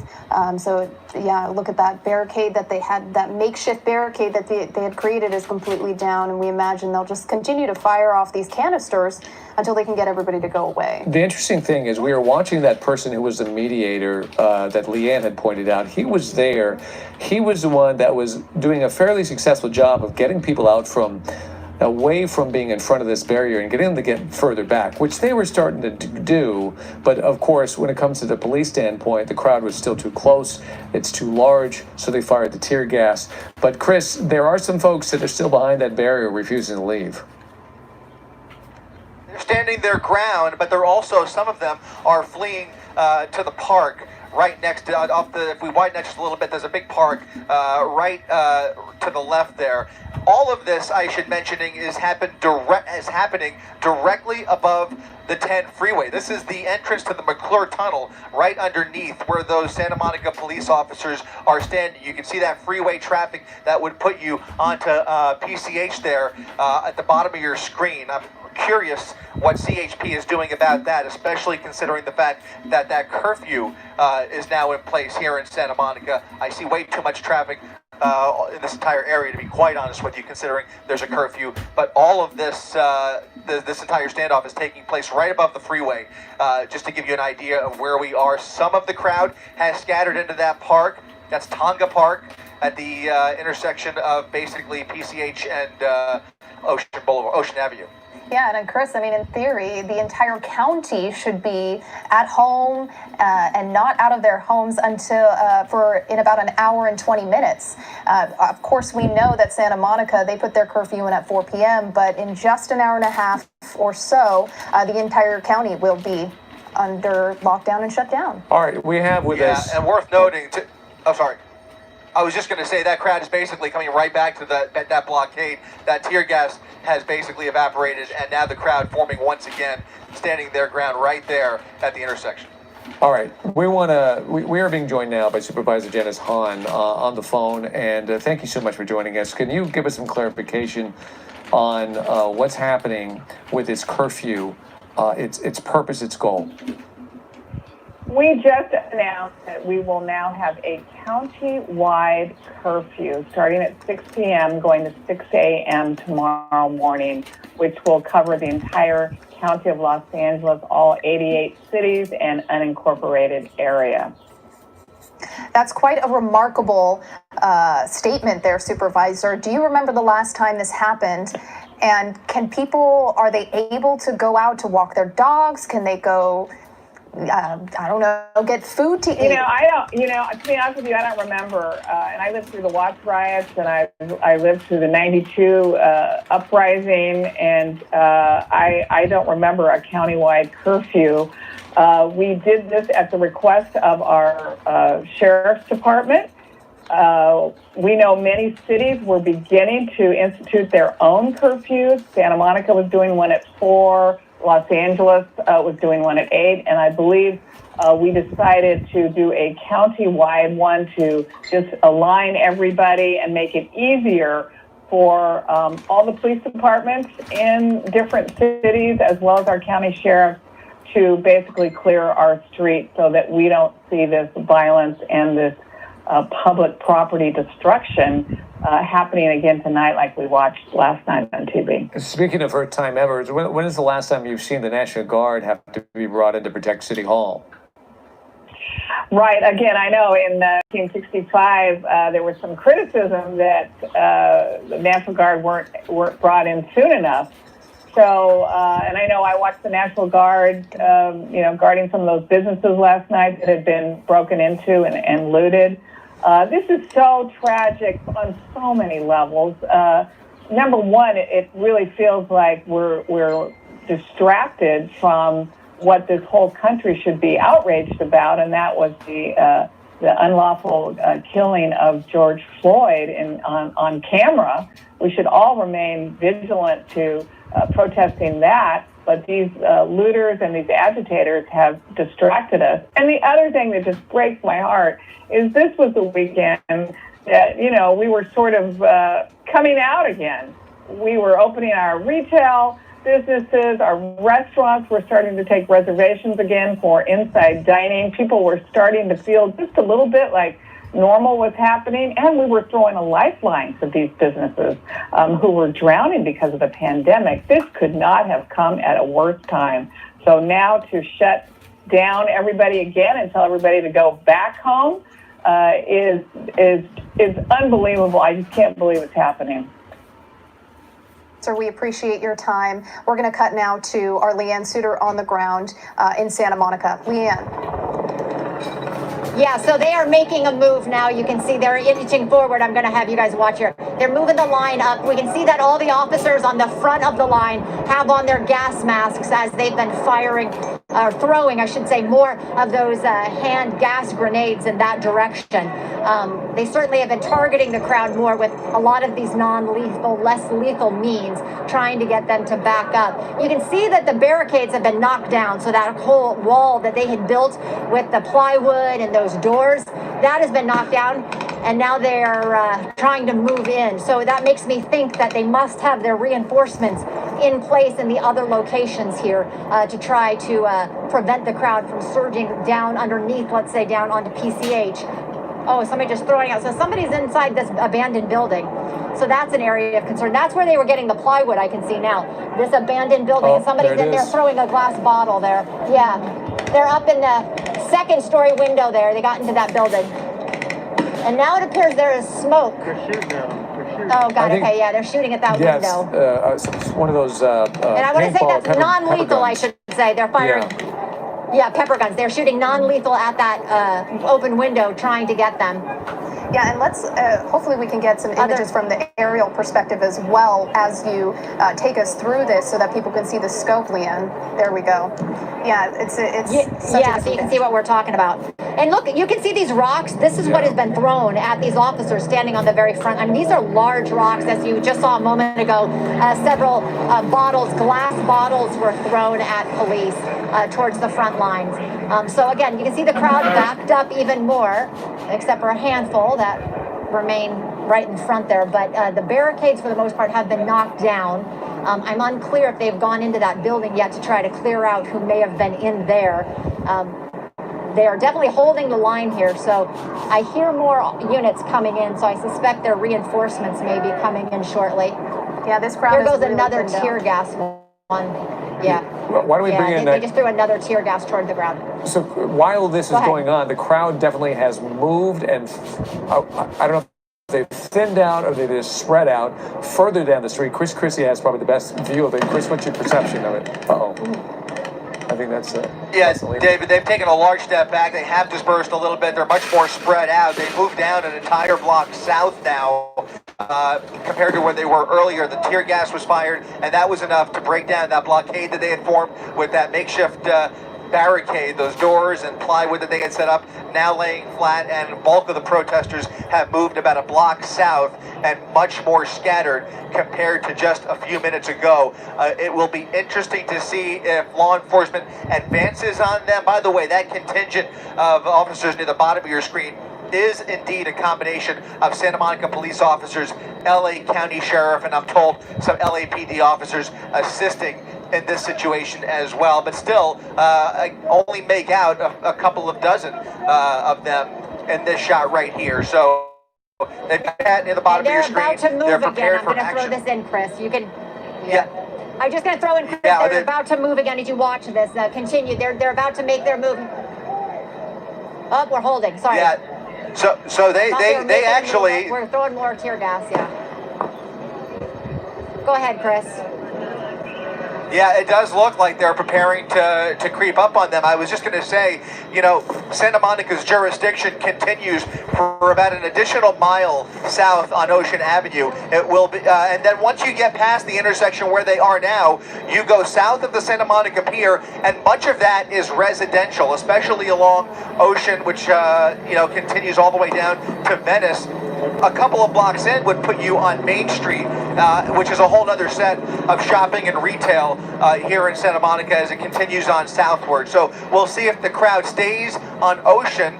If they continue south, all of this is going to remain in Santa Monica's jurisdiction, and I would imagine they're going to want to prevent them from entering private property. There's, again, a lot of residential apartment buildings and condominiums due south of where all of this is taking place. As Leanne moves forward with the line, it's interesting to see the smoke and those canisters being thrown. They were thrown by law enforcement, and protesters are coming in and throwing them back at the officers.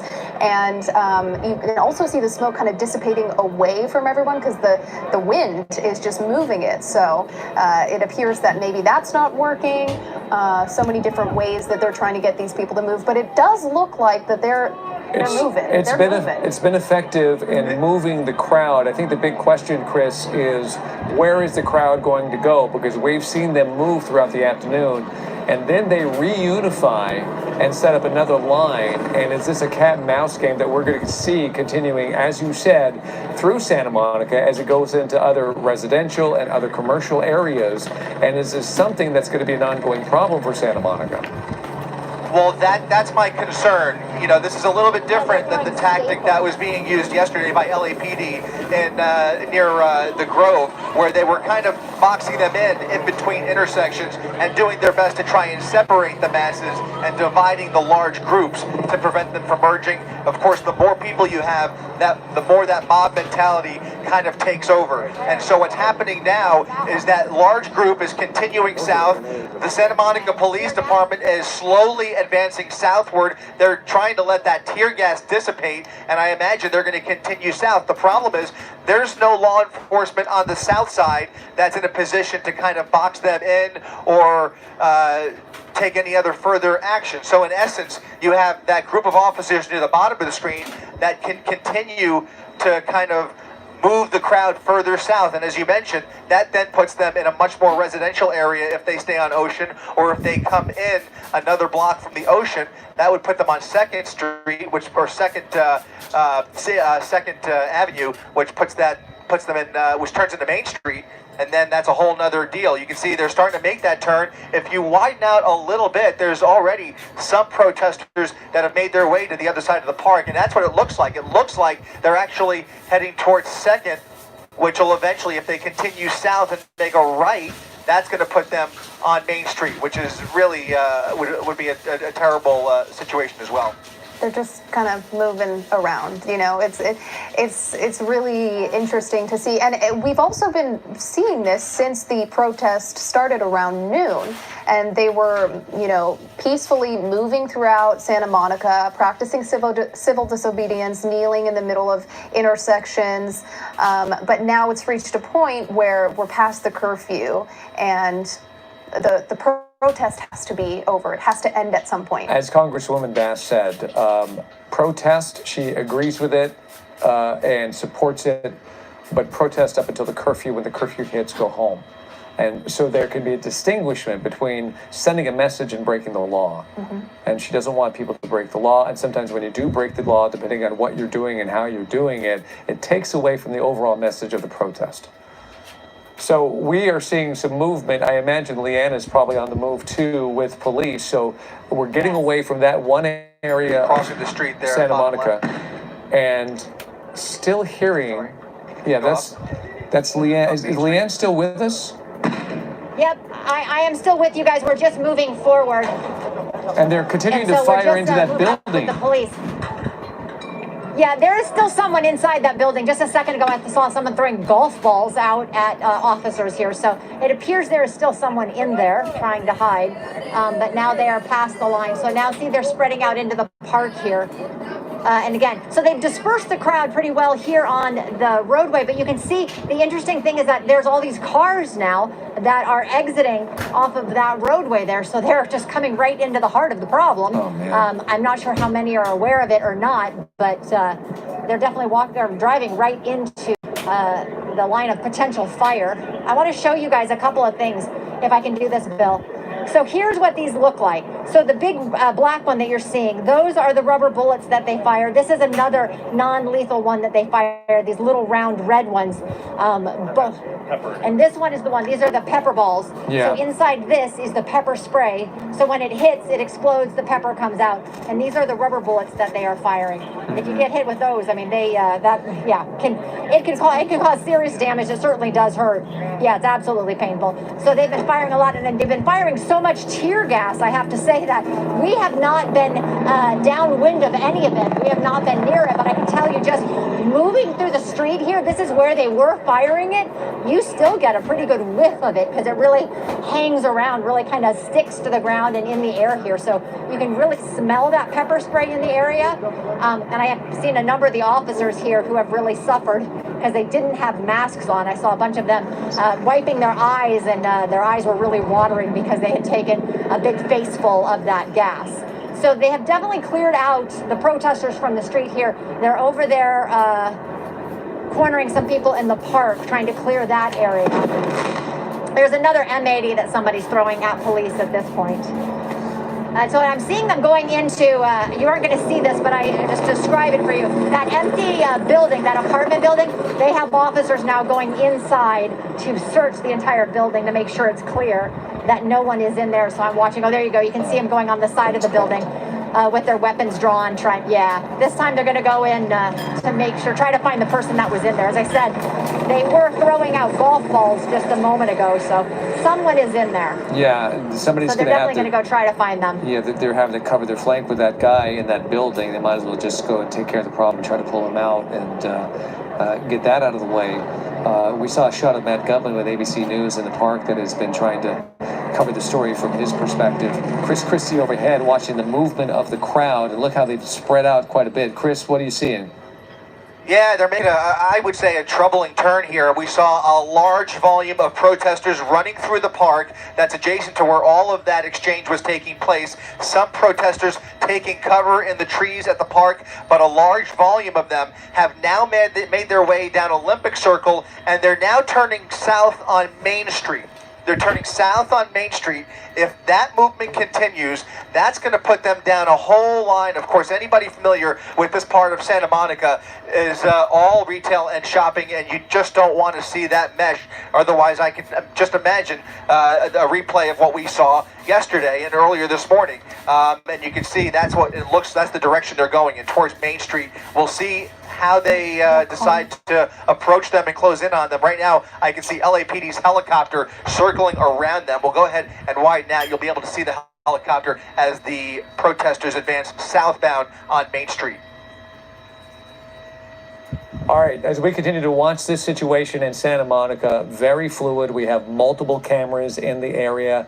As we watch the progression of this protest that has turned from peaceful to less than, and Leanne is behind the police line watching how they're taking care of this, and Chris Christie overhead trying to figure out where the crowd is going, because they don't seem to be giving up. They just seem to be constantly moving. This is one of many areas throughout Southern California that we are continuing to watch and have some concern about. Let me let you know this, that in Santa Monica alone, there are multiple agencies that are there. So the police line that you see with Leanne, granted, they look thin, but they have support in other parts of the city. We've seen the Sheriff's Department, the LAPD, and we're also getting confirmation that the National Guard is, if not in the community yet, heading to this community. So you're going to see a large law enforcement presence in Santa Monica. The picture on your right, what are we seeing on the left right there? Let me get you some clarification. This is some video of the looting on the left-hand side. We saw a great deal. Oh, this is live. Okay. We're seeing the looting continue also in, there you go. There's a locator, Lincoln Boulevard and Santa Monica Boulevard. So the looting continues in Santa Monica, which is another big problem. Scott, you're watching this. Explain to me. Yeah, David, we just got back from refueling, and the looting had just moved further north up towards Lincoln and Santa Monica Boulevard. Denise, I think that's how you pronounce that, motorcycle gear, jackets, things of that nature, completely gutted. We had a dozen people or so run inside just moments ago, take out the merchandise. They actually knew the helicopters overhead, so they had taken their license plate off of their vehicle before they drove away, but I don't think there's going to be much, if anything, left inside that store. And I want to give you an idea, if we pan to the right here a little bit and show you, I'm not certain what street this is, but it gives you an idea. Continue to the right, slowly but surely they're trying to shut this area down, and right there, I believe, as we push in, right in the center of your screen, you can see they've shut down a portion of Arizona just off of Ocean, and that's where they're trying to really make that line. But as they moved in more and more officers, the looters just slowly came further north, up towards now as far as Lincoln. So all of these stores in this area are at risk of being looted, and from time to time we look at these spots, we just see still that continuing, although we don't see quite, it's not quite as rampant as it was earlier. We don't see quite as many people. The curfew probably affecting that, and then also the presence of the police. You could tell there's much more of a presence now in this area than we saw even 45 minutes ago. But things certainly have escalated. I had heard, and you probably went over that, I can't hear what Chris says when he reports, that shots may have been fired at an officer at this intersection, Santa Monica Boulevard in Lincoln. And boy, once it gets to that point, things are just about ready to erupt. And I think that's really where we're at right now with the police and with everyone else, these individuals who are out here that refuse to leave. It's incredible. So we're going to go over everything, Scott. If you could hang tight right now, we want to say hello to our viewers as we approach 5 o'clock right here in Eyewitness News. Hello, everybody. I'm David Ono. And I'm Colleen Sullivan. A city curfew now in effect in Santa Monica since 4 p.m. Police are working to evacuate the crowds of protesters declaring an unlawful assembly. Protesters are throwing rocks, firecrackers, and other objects, while police respond with non-lethal rubber bullets and pepper balls and smoke bombs. Earlier, we saw incidents of looting at stores. Access to the 10 freeway and PCH has been shut down. And police are also trying to disperse the crowds in Huntington Beach after a protest broke out there. Counter-protesters, they showed up as well, raising the tensions. Access from PCH has been shut down. And in downtown LA, the National Guard has taken position at City Hall. Hundreds of troops are mobilizing throughout the city following the violence and destruction that broke out yesterday in the Fairfax district. About 400 people were arrested, nearly 900 since Friday. A Los Angeles citywide curfew going into effect at 6 p.m. It will be in place until 6 a.m. tomorrow. All right, so we have a lot going on. It's been a long day already here in Santa Monica, and we have been watching. This is another live picture. I do believe this might be Scott Reif. Scott? Oh, no, it's Chris Christie now. Chris, what are you seeing? Hey there, David. Yeah, the Santa Monica courthouse now coming under attack here. A lot of debris, heavy objects shattering the front doors of the courthouse there, and spray paint on the windows. You can see the large group has kind of split into two. One group is traveling south on Main Street. The other group has just closed in on the courthouse, and now they're backing off a little bit. Just some exterior damage to the front steps of the courthouse and the front door, which has now been shattered, as you saw just about 30 seconds ago. So a little bit of violence there, but they have not penetrated the entrance. They have stepped away and appear to be reuniting with the rest of the group as they advance southbound on Main Street here. So a lot of agitators here, really, just destroying public property and doing anything but protesting at this point. All right, well, you keep an eye on it because this is such a fluid situation. Chris, we go away from you for a few seconds and something happens. I want to tell our viewers right now, we have 2 helicopters up over this dynamic situation going on in Santa Monica right now, where you see that picture. That is Chris Christie. We see people bent on destroying the Santa Monica courthouse. Scott Reif just moments ago was showing you the looting that continues in some of the storefront areas of Santa Monica. Leanne Suter is on the ground as well. She is following the path of the police department as they are trying to push a crowd that has been constantly on the move. So we're weighing all of this as well as what's been happening in other parts of Southern California when it comes to protests. It's been a very busy day today. We'll want to go back now to Scott Reif, who was just watching some looters. And what do you have now, Scott? Well, Philip, we did watch them come in and just take care of a complete store, everything they took out of it. And what's happened is, more than anything, is the looters have moved further and further north, all the way up to Lincoln. Then you saw Chris over there with activity right south of the 10 freeway. Most of it has been on the north side. As we continue down Broadway here, Broadway and 7th, and we get to Broadway and Lincoln, that's really close to that area where we had all that looting. I think right down on the bottom of your screen. Maybe in here, it looks like, I'm not certain what store this is. It's a grocery store of some type, but it looks like looters have been running in there, getting what they can, and then running back out. So this is just extremely widespread now. The police has moved in along Ocean, about that area just north of Ocean, on most of the majors, and they're slowly but surely moving these people out further north. But when that happens, they're just going to more of these stores and continuing what they were doing. But as we open up a little bit and give you this shot, you can tell it looks like this store is going to be decimated, and you can tell folks are still frantic to get what they can, hop in their cars and drive away. And it wouldn't surprise me from what we've seen today that these are the same people that were doing it earlier a little bit further south in some of those areas. They're driving somewhere else, they're taking the merchandise out, and they're getting right back. Or they'll call somebody, and as they come out of the store, this grocery store, they probably know maybe somebody who's in that van. They hop in the vehicle, they take the goods with them, and then they come back. So it continues to grow, it continues to expand further and further into the outskirts of Santa Monica. Instead of when we focused on it earlier, it was right there off of Ocean. So the civil unrest here is getting obviously out of control, but it's also expanding into a larger and larger area, which is going to be more difficult for police to contain. And as I look out the window, I do not see any of the National Guard here, but you can tell this Vaughn's is being looted, and there's not going to be much left. This is ongoing, and I don't see any police really moving into this location right here. So really at this point, the police are at the mercy of how many resources they have and trying to figure out exactly where the best place for those resources may be. All right, yeah, there are priorities, and police need to be most concerned about the large group of protesters, but there you see more and more people showing up to that Vaughn's and the pharmacy and looting that facility.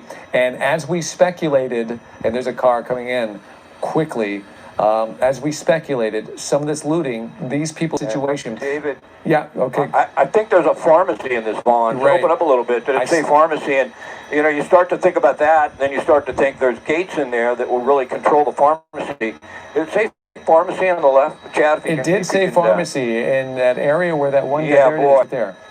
Yeah, and I think if anything, that would be an area they'd want to concentrate on and try and protect. But once they're inside that Vaughn's, if they can get through the metal gate that partitions off the pharmacy portion, you know, you're talking about a lot of medications, a lot of drugs that could be accessible to some of these people.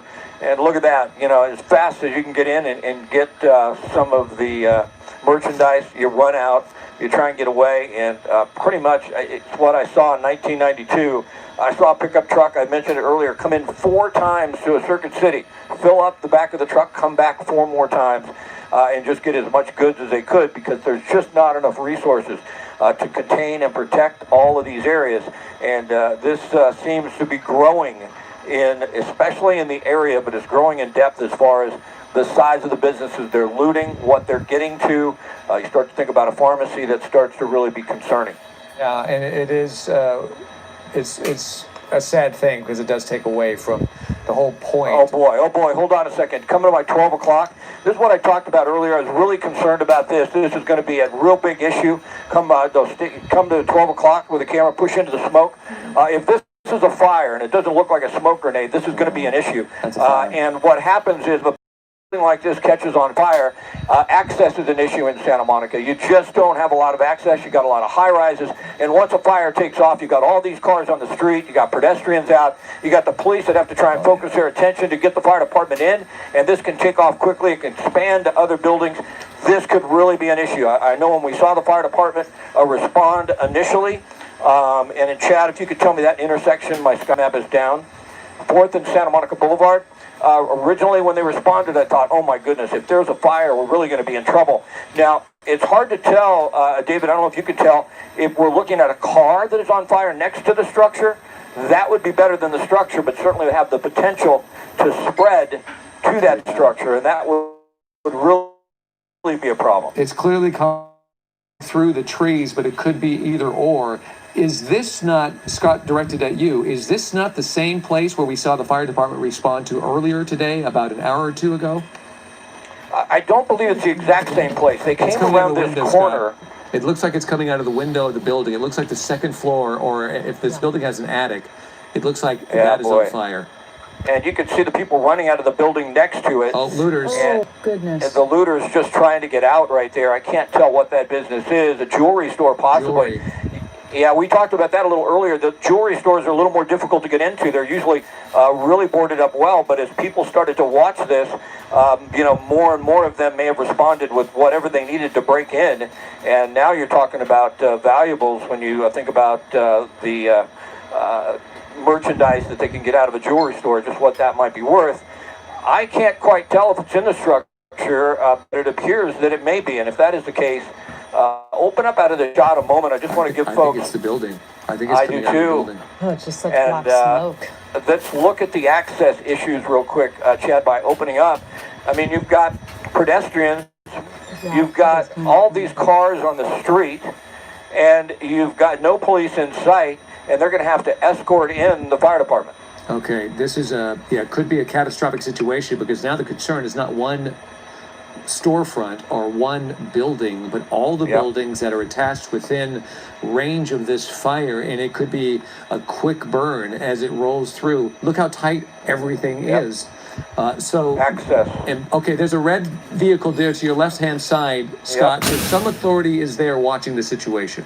Oh, there we go. Yeah, the fire department just rolled in. That hook and ladder is going to be obviously precious right now, because once he gets up, he can get some water on that. But if the fire does expand to the point where firefighters can't get inside and they have to take a defensive stance, and if that roof collapses, then this thing is just going to erupt. It will just take off. And, after what we saw, I think it was 2 weeks ago with the firefighters who got trapped on the roof coming down the ladder, they're not all that anxious to jump up on the roof. They don't know what's inside this building. More than likely, in a situation like this, they don't have to worry about anything that's extremely flammable. They know what these businesses are, but that's a two-story at least structure right there, if not three, and it'll all be about the entrance team. If they can get inside and put this out, they're going to be able to contain it. If they can't, and it erupts to the point where they can't get inside, then we're going to have a fire that burns for a long time. Well, and keep in mind, so we're watching this fire, and this is like one of those situations where anywhere you point the camera, Scott, there's something going on. We see, what is this? This is about look at that. three or four, up a little bit. 3 or 4 blocks. Coming out of the vents. Coming out of the vents at the top. That's a bad sign, That's Scott. in the attic. Yeah, and this is right down the street from the Vons that is being looted right now. And keep in mind, in the other direction of Santa Monica is where the protest is going on, and police are trying to deal with that right now. So there are multiple fronts here in this city that is dealing with potential catastrophe. Yeah, and this fire here, once you saw that smoke come out of the attic portion, if we go and look at the structure as a whole, you got black, almost very dark, maybe black smoke coming out through those vents. That more than likely means that it's spread to the attic, or it's gotten inside the vents, the air conditioning vents, whatever the case may be. If we start to see more of that, then this could be a firefight that they have to fight from the outside. And, you look at this and for certain, you would think, I guess, that it's arson. There's no other reason this would start up. But hopefully the entrance team can put it out. If not, it's going to be a long battle. And I tell you what really gets scary, like back in '92, is there were dozens of fires that were set all at the same time, and the whole city looked like a black cloud. At this point, there's only one structure, and we hope we don't see others, but everyone here, all the authorities are really going to have their hands full. It is, when you're talking about seeing LA on fire 28 years ago. Good sign Mark there. Brown joining me now. It is one of those images that anybody who witnessed the news then, you just saw so many fires just lighting up the night sky, and let's just hope that it really was frightening. It's very concerning, and seeing this fire set, we saw it at 5:07. We don't know how it started, but like you said, obviously arson investigators will be out on this to try to figure out the exact cause. And then to see people going in this building to still try to get more property out of that building that clearly wasn't theirs. But Now, we're seeing a little bit of encouragement here by the fact that we're seeing white smoke. But you can't really get too excited about it, because in a lot of cases, you know, we've covered these fires. One moment it looks like it's really going to lay down, and then it takes off. But if we open up a little wider, we're seeing a lot more white smoke than we did that black smoke that was coming out. But, you know, it can change quickly, as I mentioned. So hopefully we'll see them knock this down from the inside, and it won't really take off and get in that attic and consume that entire building. Because if it does, it could spread to others, and then that would really be significant, really be difficult to attack and put out because of the access issues here in Santa Monica. Yeah. Yes, and it looks bad, but hopefully, since the firefighters are there, they may be able to get a handle on this fairly quickly. That's the hope, anyway. We have our Leanne Suter elsewhere in Santa Monica, not far away from there. She can give us an update from her position. Leanne? Yeah, Mark, the police line here on Ocean has inched up a little bit more. We are now here at the corner here of where Ocean kind of curves around. You can see they've really cleared out the street, so that is good. The protesters have really moved out. There's a small contingency, I would say, on either side of the roadway here on Ocean, but that big barricade they had made, this is what they were made of. Can I show you right here? These are doors they had taken out. These are, oh my gosh, these are really heavy doors that they had taken out of an abandoned building nearby, and that's what they had set up as a barricade in the middle of the street. Police have now cleared that out of the roadway.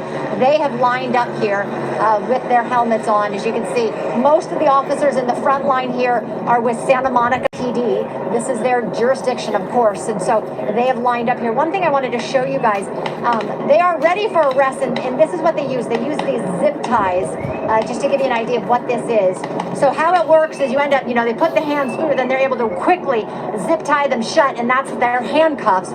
And then it's also easy for them once they have to take them off just to clip them off. But this is a very quick, easy way that they end up arresting most of the folks that are out here. So if they ended up being taken into custody, this is what they will face. But you can see this roadway pretty empty right now. The officers are here and right here at PCH. And yeah, I mean, you just see a handful of people. I also see some folks in an apartment complex off to the side, just standing over there, just watching, kind of watching the show as it's unfolding here, and just seeing what happens. But a handful of protesters also just sitting on the edge of the curb. So for the most part, they've all left here. It's sounding like many of them ended up going around down Olympic and around the other part of the Santa Monica here, where there may be other issues going on. I just don't see a huge contingency of protesters here. I did see police end up going around up onto the higher ground here onto this platform to make sure that that was cleared. So they really have done a good job of clearing this area, but where all those protesters went, I am not certain, but I'm sure that they are still in town somewhere at this point, or at least that's what it's sounding like based on all the other issues that we are seeing in other parts of Santa Monica. But that's the latest right here on Ocean. This section stable for right now, but of course these authorities right here, the police right here, will not be leaving this line. The skirmish line will remain in place until they lock the city down. I'll send it back to you guys in the studio. It does seem, though, Leanne, you're reporting that the crowd seems to have diminished a little bit. It's thinned out.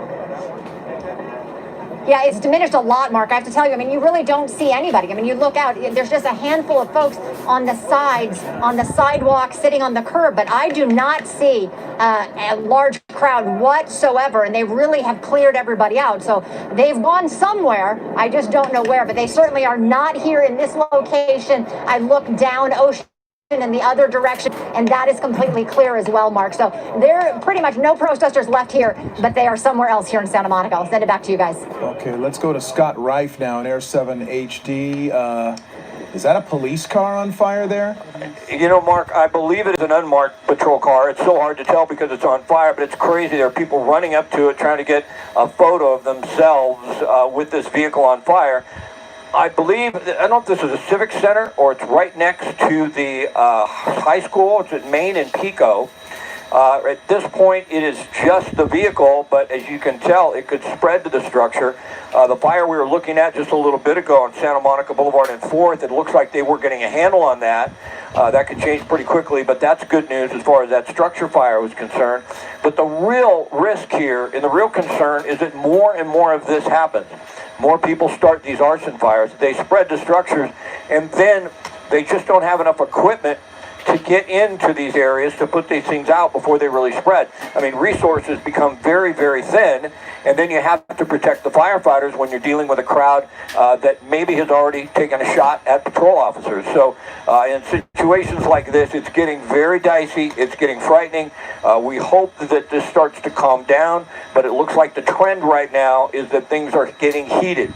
We're seeing fires start, we're seeing cars on fire, buildings on fire, and a complete grocery store, Vaughn's, and a pharmacy looted, and it looks like that was going to be gutted in no time with looters. And then now you see this vehicle on fire next to what we believe is a civic center, and I believe that is a motor officer pulling in there. I can't quite tell. No, it's just a motorcycle. So it's tough. It's a tough situation to try and contain, and right now, for the most part, it's fully out of control. Wow, certainly it does look like it's out of control, Chris. I mean, Scott, and of course, we know that resources are being diverted into so many places. We are going to switch cities. We're going to move from Santa Monica to Long Beach, where there's a crowd that is gathered to get there. Let's go to Air 7 HD and Chris Christie, who's overhead with the details. Chris?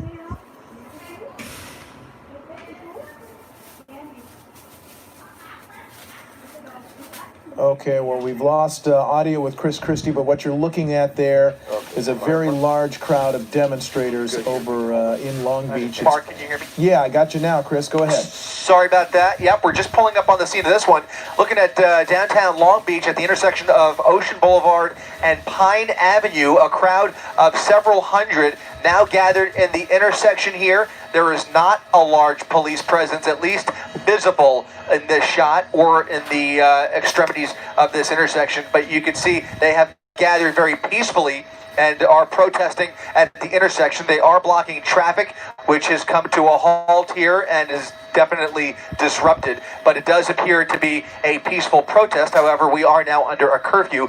So I guess by nature, this is an unlawful assembly. We will see how law enforcement prepares to manage the situation. Obviously, you don't want to see protesters in any capacity coming into close proximity with drivers and motorists. Tempers can flare and miscalculations are often made. We've just seen it too many times. So this is a situation that is developing right now here in Long Beach, again, the intersection of Ocean Boulevard and Pine Avenue. Yeah, where are the police right now? Are the police nearby? Are they forming a skirmish line anywhere nearby? No, they aren't. We don't have it in our shot. We haven't been able to find them. They might be on the, they might be monitoring this. Obviously, they're monitoring this, but they aren't visible. They aren't making themselves visible. Perhaps they are giving this crowd a chance to breathe and do as they please, exercising restraint, exercising patience, and deciding to not agitate them with an overwhelming presence. But I got to be honest. As I look around, I don't see any cruisers in the vicinity. All right, Scott. They are monitoring from up above. The helicopter is up. Long Beach helicopter is up, but that's about it. Okay, so they are keeping an eye on it, and police are hanging back. Let's get to some new video that came in from downtown Los Angeles, from a high-rise near Pershing Square. Video here. Watch as a police vehicle runs into a protester and then goes careening out of the intersection, a two-point turn at rapid speed there. You saw two people hit. First, it accelerates rapidly forward, hits two people there as it was going forward. Then as it backed up, it nearly hit some more people, and the officer took off. So the question is, why was he going into that group of people? What made him feel that was him or her, the officer, feel that that was necessary? And why were people compelled to throw objects at that cruiser? There was a lot going on in that, and that's a pretty shocking video, though. It is shocking. We have so many images right now. I'm trying to take a closer look at it because we're just sort of all looking at some of these images for the first time. There was zero need to do that. People are literally standing in front of you. Why accelerate? Why accelerate forward into them when you didn't have to? And then accelerate backwards and going reverse backwards so quickly. Yeah. I know tensions are high, but yeah, that's. Oh my God. Yeah, that's video that's very disturbing. And then backing up without any regard for who's behind you, and you know you can see people because you obviously had those cameras behind you. That's an officer who's going to have to do some explaining, and have to answer you know, that. I think if you or I were to do that, there would be a charge. Oh, there would be a criminal absolutely. charge. There's correct? no doubt about it. Because you got if you see a bunch of people in front of you, is there a reason then to continue forward? Charge? If you have a place to go to get away, you don't have to turn down that street. No. And absolutely not. No, that's I'm very confused as to why he felt compelled the to police accelerate cruiser is forward. stopped. It's not like he was in the process. She was in the process of turning. They're stopped. Yeah, they were stopped. They were And they sitting just- there. Anyway, all right. Well, we are going to be moving on to Redlands. A loud but peaceful Black Lives Matter protest. Demonstrators held a sit-in while others marched through the streets. They chanted slogans, including "No justice, no peace, I can't breathe." Some of the last words spoken by George Floyd as he was restrained by officers in Minnesota. Organizers say they coordinated with Redlands police, and the chief expressed his support for their right to protest. We came together because we felt like Black Lives Matter. It's honestly just simple as that, and we really wanted to put actions behind our words that we keep saying, and like be there and be the voices for the people who have lost their voices. We're just fighting for the simple equality that all of us should share. And these protesters say this is not just the beginning, and they want the momentum to keep on going. All right, Tony Cabrera has been reporting for us in Orange County. He has a wrap-up of what is going on in Orange County as well. Tony? Mark, Colleen, there are a number of protests happening across OC, but one we want to specify right now is Santa Ana, because it seems there are 3 groups of protesters that are around the streets in that area. So let's get to video that's just coming into our newsroom right now as protesters move through the streets, peacefully protesting as they shouted "No justice, no peace, and Black Lives Matter." It seems there are hundreds of them taking over the streets, but peacefully, we want to remind you, because last night, people are on edge and thinking about that, because the concern is that if and when this might turn violent as it did last night, what will happen? It was at Bristol and McFadden that we're seeing people were setting off fireworks, throwing rocks, bottles, other things at police. There was damage done to a number of businesses that were looted last night, with 5 people being arrested.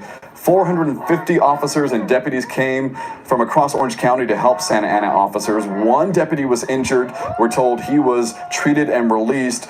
And now we look at tonight's protests that are planned at about 8 p.m. with the curfew set at 10 p.m., ending at 5 a.m. tomorrow. And we did see on Twitter that randomly a guy tried to convince the group of protesters that we saw earlier in the video and told them, hey, let's try to get this to escalate. But the person on Twitter wrote that people said, no, we're not down with that. And they said, hey, they chanted, keep the peace, keep the peace. So that was encouraging to see that there was somebody that was trying to escalate things, but it didn't go to that point. We were talking earlier about Huntington Beach, where it was declared an unlawful assembly, and so that one has been shut down. It's calmed down there. There is a calm protest in Irvine, a calm one in San Clemente so far that we're seeing across social media. For now, we're reporting live from home. Tony Cabrera, ABC 7 Eyewitness News. All right, Tony, thank you very much for that report. Well, we are going to go back to Santa Monica and Air 7 HD and Scott Reif. Scott, we're not over the fire now. We're over this crowd gathering. Yeah, now the 2 fires look pretty good. The car fire next to the Civic Center appears to be out, and the structure fire at Santa Monica Boulevard and 4th appears to be out. But they raided this Chase Bank. I'm not certain what they could have gotten, but there were a group, several dozen, that ran into this area. You see all the cars are stopped. There's several stores that were ransacked as well. And moments ago, we saw a big group come to this area. That's why we focused in on this spot.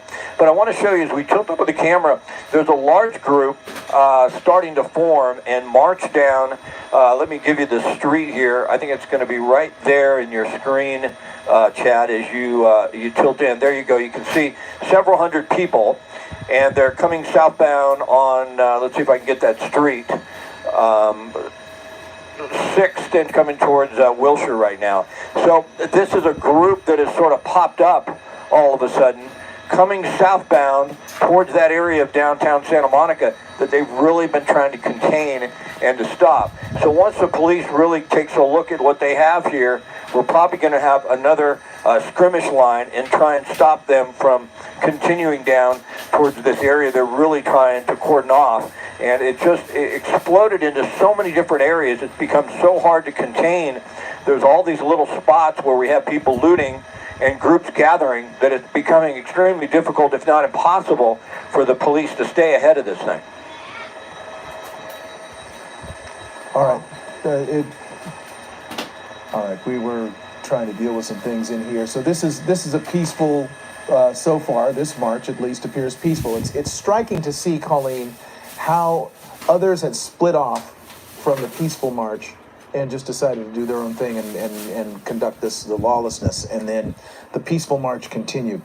We are, of course, continuing our ongoing coverage of the widespread protests and unrest through Southern California tonight. You can catch a special edition of World News Tonight, anchored by David Muir, on our D2 channel 7.2. And on these channels on your screen, on Cox at 796-1133, Frontier 467, Google Fiber 70, Mediacom 520, and Spectrum 1246. Yes, now we are live over downtown Los Angeles as we continue to monitor all the situations. We're going to restart at 5:30. I'm Colleen Sullivan along with Mark Brown. The National Guard is on guard at City Hall in downtown as a citywide curfew is set to begin at the top of the hour. Hundreds of troops are mobilizing throughout the city following the violence and destruction that broke out yesterday in the Fairfax district. The curfew will be in place until 6 a.m. and police are working to evacuate the crowds of protesters in Santa Monica with their curfew beginning at 4 p.m. Protesters, they were seen throwing rocks, firecrackers, and other objects. Police responded with non-lethal rubber bullets, pepper balls, and smoke bombs. There continues to be looting in stores, though, and several fires have now been set in and around Santa Monica. Police are also trying to disperse the crowds on Huntington Beach after a protest broke out there. Counter-protesters also shut up as well, raising the tensions. Access from PCH has also been shut down. Let's go to Scott Reif now. He's been over Santa Monica for much of the afternoon, watching this all unfold, both the peaceful protest and the elements, the criminal activity that has also been going on. Scott, what can you show us right now? Well, we have a group of people coming down Wilshire, pretty much north of where we saw all the looting. And although they appear to be peaceful at this point in time, you know, the word has gone out. There is a curfew. You have to leave. The helicopter overhead from LAPD has a loudspeaker telling everyone to disperse. So it's an unlawful demonstration at this point, even though this crowd appears to be peaceful. And it's hard to say where they're headed. It looks like they're turning down 7th Street, actually onto Lincoln.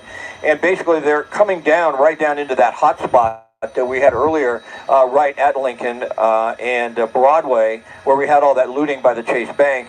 So there's so many little areas that are breaking out right now. This being the largest actual group that I see. What we had on Ocean, basically earlier, the group of the largest protesters we saw earlier this afternoon, they've been pushed out with tear gas and with officers forming a line.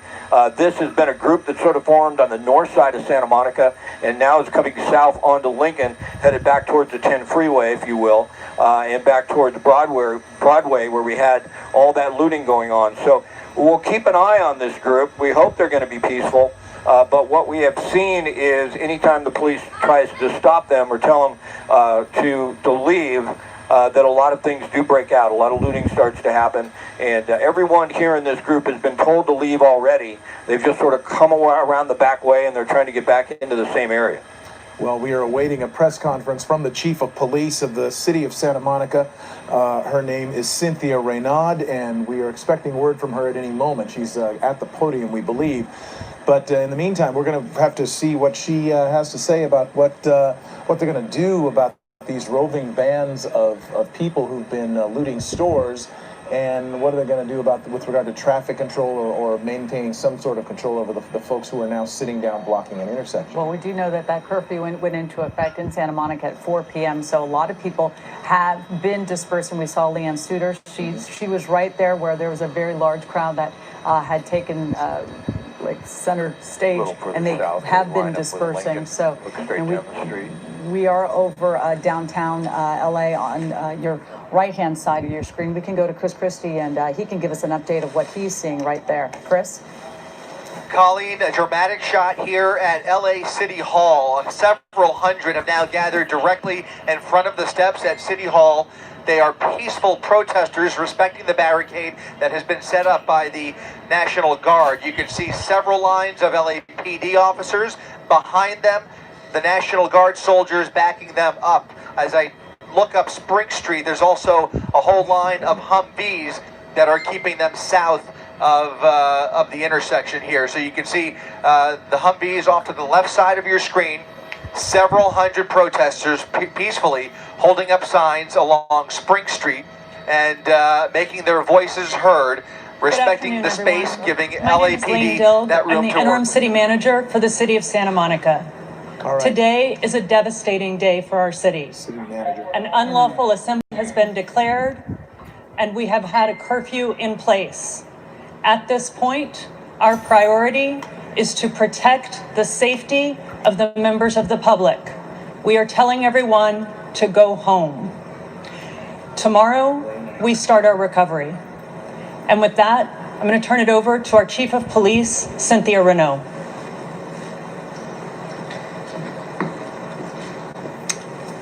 Good afternoon, everyone.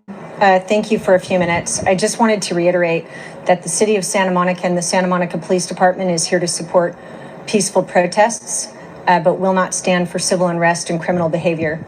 The Santa Monica Police Department, in coordination with our area law enforcement partners, are actively working in the city. There is a curfew in place. We are asking you to go home, and those who don't, we will begin notifying and making arrests for the curfew violation. Our intent here and our primary goal is to keep everyone safe.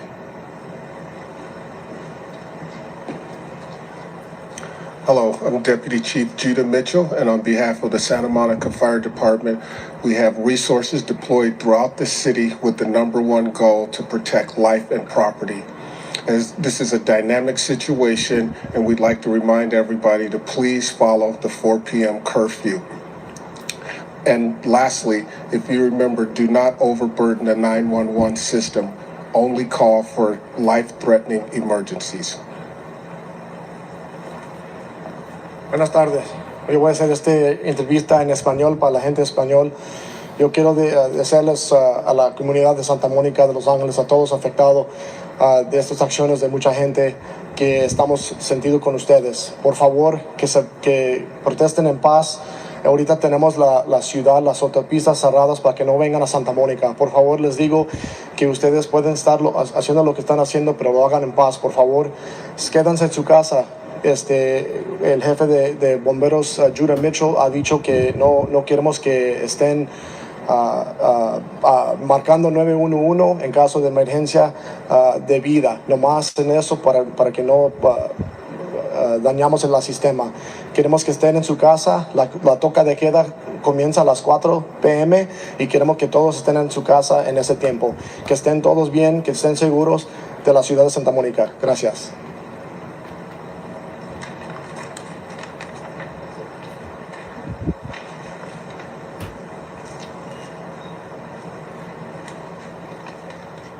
Okay, not sure who's speaking next. These are very brief statements by both. Okay, and they're heading out. Very brief statements by the Chief of Police, the Assistant Fire Chief, and another person who spoke in Spanish, basically echoing the same sentiments, but not much said there. We didn't know what they're doing about the mayor. The chief just said, "Go home." Go home. That's all. That is telling everyone to go home. Mm-hmm. Yeah. So they obviously are taking everything seriously. You are looking at live images right there on your left-hand side. Left side is Santa Monica. Right is Long Beach. That's what I was. Yeah. So we do know there is a protest. It looks like it so far was peaceful, but you can certainly see law enforcement sort of standing their position, and I'm not exactly sure what this location in Long Beach is, but they're probably trying to save businesses as well. It was Pine Avenue and Ocean, where Chris Christie was over a little while ago. And on the left is where Scott Reif is and has been for much of the day. We didn't hear much from the City of Santa Monica police and fire departments, except go home and don't overburden the 911 system. But You can see here an emergency that unfolded a little while ago now has garnered a pretty robust response from the fire department and the police department in the city of Long Beach. Scott Reif, this is that building that was on fire a little bit ago? It is. The good news is the fire has been knocked down by firefighters here. You can tell how much resources have to be extended, though, to protect the firefighters. You've got a couple armored vehicles in there. You've got a dozen or so patrol units. You've got a line of officers there. There's something else that I'm looking at out the window, and I think, Chad, if you would come out of your picture and go to the right, we may have another group of people that police are trying to move out. Just come down that street a little bit further and push in right there in the center of your screen. It's hard when you're looking out the window to know exactly what you're looking at until you push in with the camera, but you can see a line of police officers trying to hold the protesters back from coming any further south. And that's basically what we're seeing in the city of Santa Monica. It's a slow, methodical push to try and shut down all the streets. It's at Broadway and 4th right here, and slowly but surely they're trying to get all these protesters to leave. Right now this appears to be fairly peaceful, but as the officers start to move forward and tell them and make them leave, that's when you see these altercations. So good news that fire is out, but it really did show you the kind of resources they really need to extend in order to be able to get the fire crews in there and put the fire out. So it can be extremely difficult. Yeah, no doubt about that, Scott. We saw that fire just kind of start taking off, and it took quite some time before we saw the first fire engines arrive on the scenes. And it's very dangerous. And the scary part about that fire was when we saw the fire, the smoke billowing out of the windows. We still saw people running inside the building to fire in the street. possibly take. Well, This has been a fairly common tactic in the middle of an intersection. People will set a fire, you know, and then try to, I guess, I don't know what the point of that is, but, you know, you wonder with some of the folks who are doing this, what their aim is, whether this is connected with the people who are trying to maybe sow dissension and so, you know, make it easier to loot. You know, when you divert resources into one area, you can loot in another area. That could be, you know, if there's a strategic reason for this, that maybe that's what's behind it. Otherwise, I don't see much of a point to setting a fire in the middle of an intersection. Well, I don't see much of a point to setting fires anywhere. Let's be clear. But as we watch this, go ahead. Yeah, it wouldn't be strategic, but it's working. You know what I mean? If they're probably. Boy, look at that individual almost drove right over the fire, and there, of course, somebody's trying to get a shot at them jumping over it. It's probably not, and then that's a good sign right there of the fire department coming in so quickly after the call of a fire at this intersection. But it may not be strategic, but the fact that they're doing this in other intersections really makes it difficult for firefighters to, you know, coordinate their efforts when you have more than one fire. And, you know, because that's not a threat, it looks like the fire department is just going to roll through. They may not have felt comfortable stopping with the activity they saw in that intersection without a police escort. And, you know, one thing that I noticed towards the end of the evening, Scott, last night, when things were happening in, you know, the Fairfax district in Los Angeles, as the crowds were dispersed and the curfew was taking hold, and there were still bands of people doing what we saw today in Santa Monica, going in cars and going and stopping and looting a place, getting back in their cars, going elsewhere. The LAPD began pulling those cars over. They began blocking off streets. Yeah. Last things before we went off the air, they had blocked off 3 cars, pulled 4 guys out of them, hooked them up, took them to jail, and we're starting to go after these bands of looters. And I'm wondering if you have seen any evidence of that, whether they're pulling over cars, whether they're trying to stop the people who have been going through and looting in Santa Monica. You know, I really haven't, Mark. We haven't seen much evidence of that. We haven't seen a lot of people actually arrested or taken into custody, and I think they're really concerned about the amount of officers they have and the size of the crowd, and the fact that here in Santa Monica there's so many little alleyways and little areas to go through some of these buildings and these apartments. They don't like the fact that the crowd might come up behind them. They had that issue yesterday over there by CBS where the police department had to just vacate the area as protesters were pushing dumpsters towards the officers, throwing rocks and cans, and they had to actually almost run to get away. And then when they started to break into the CBS studio lot, that's where their command post was, and they had enough officers to contain it.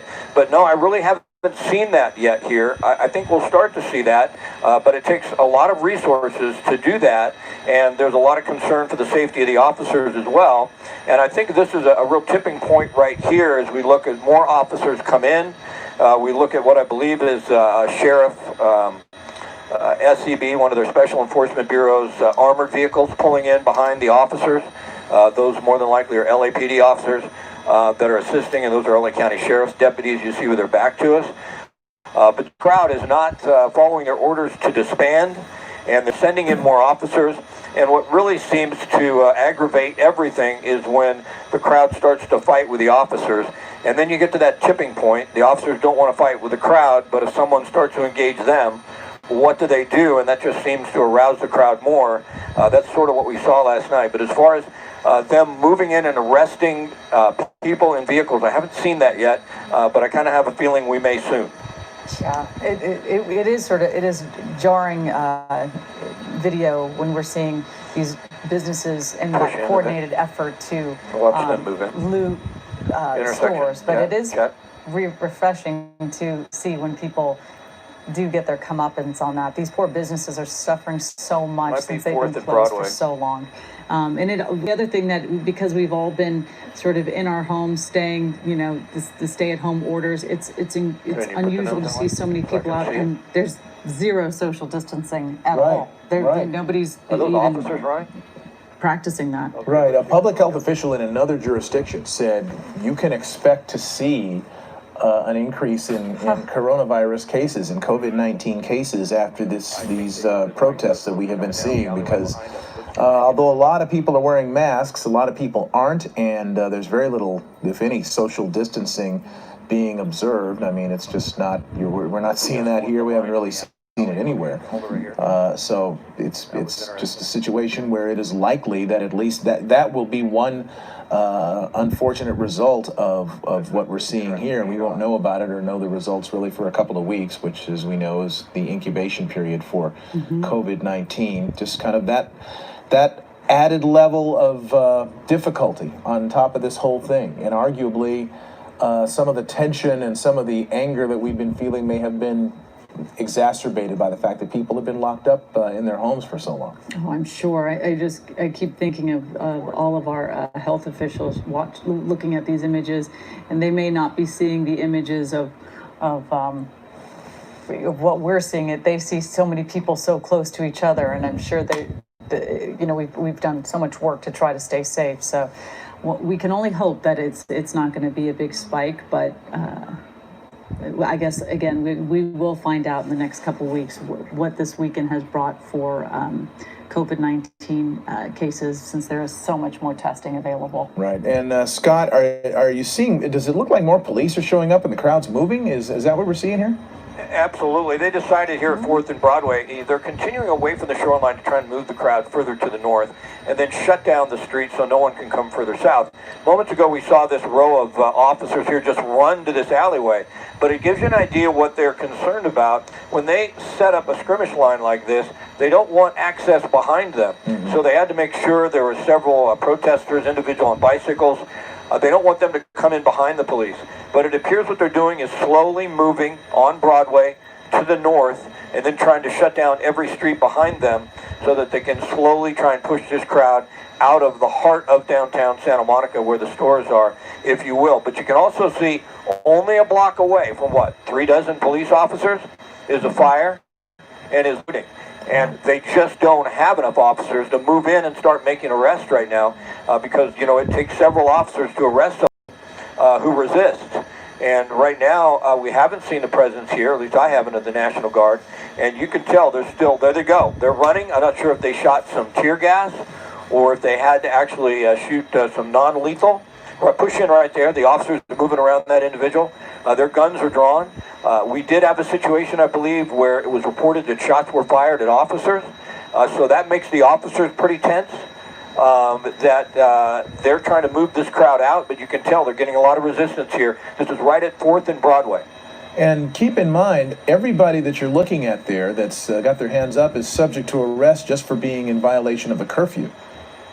Yeah, absolutely, but I don't think there are going to be too many. If there are arrests, we did see last night where they would come from both sides of the street.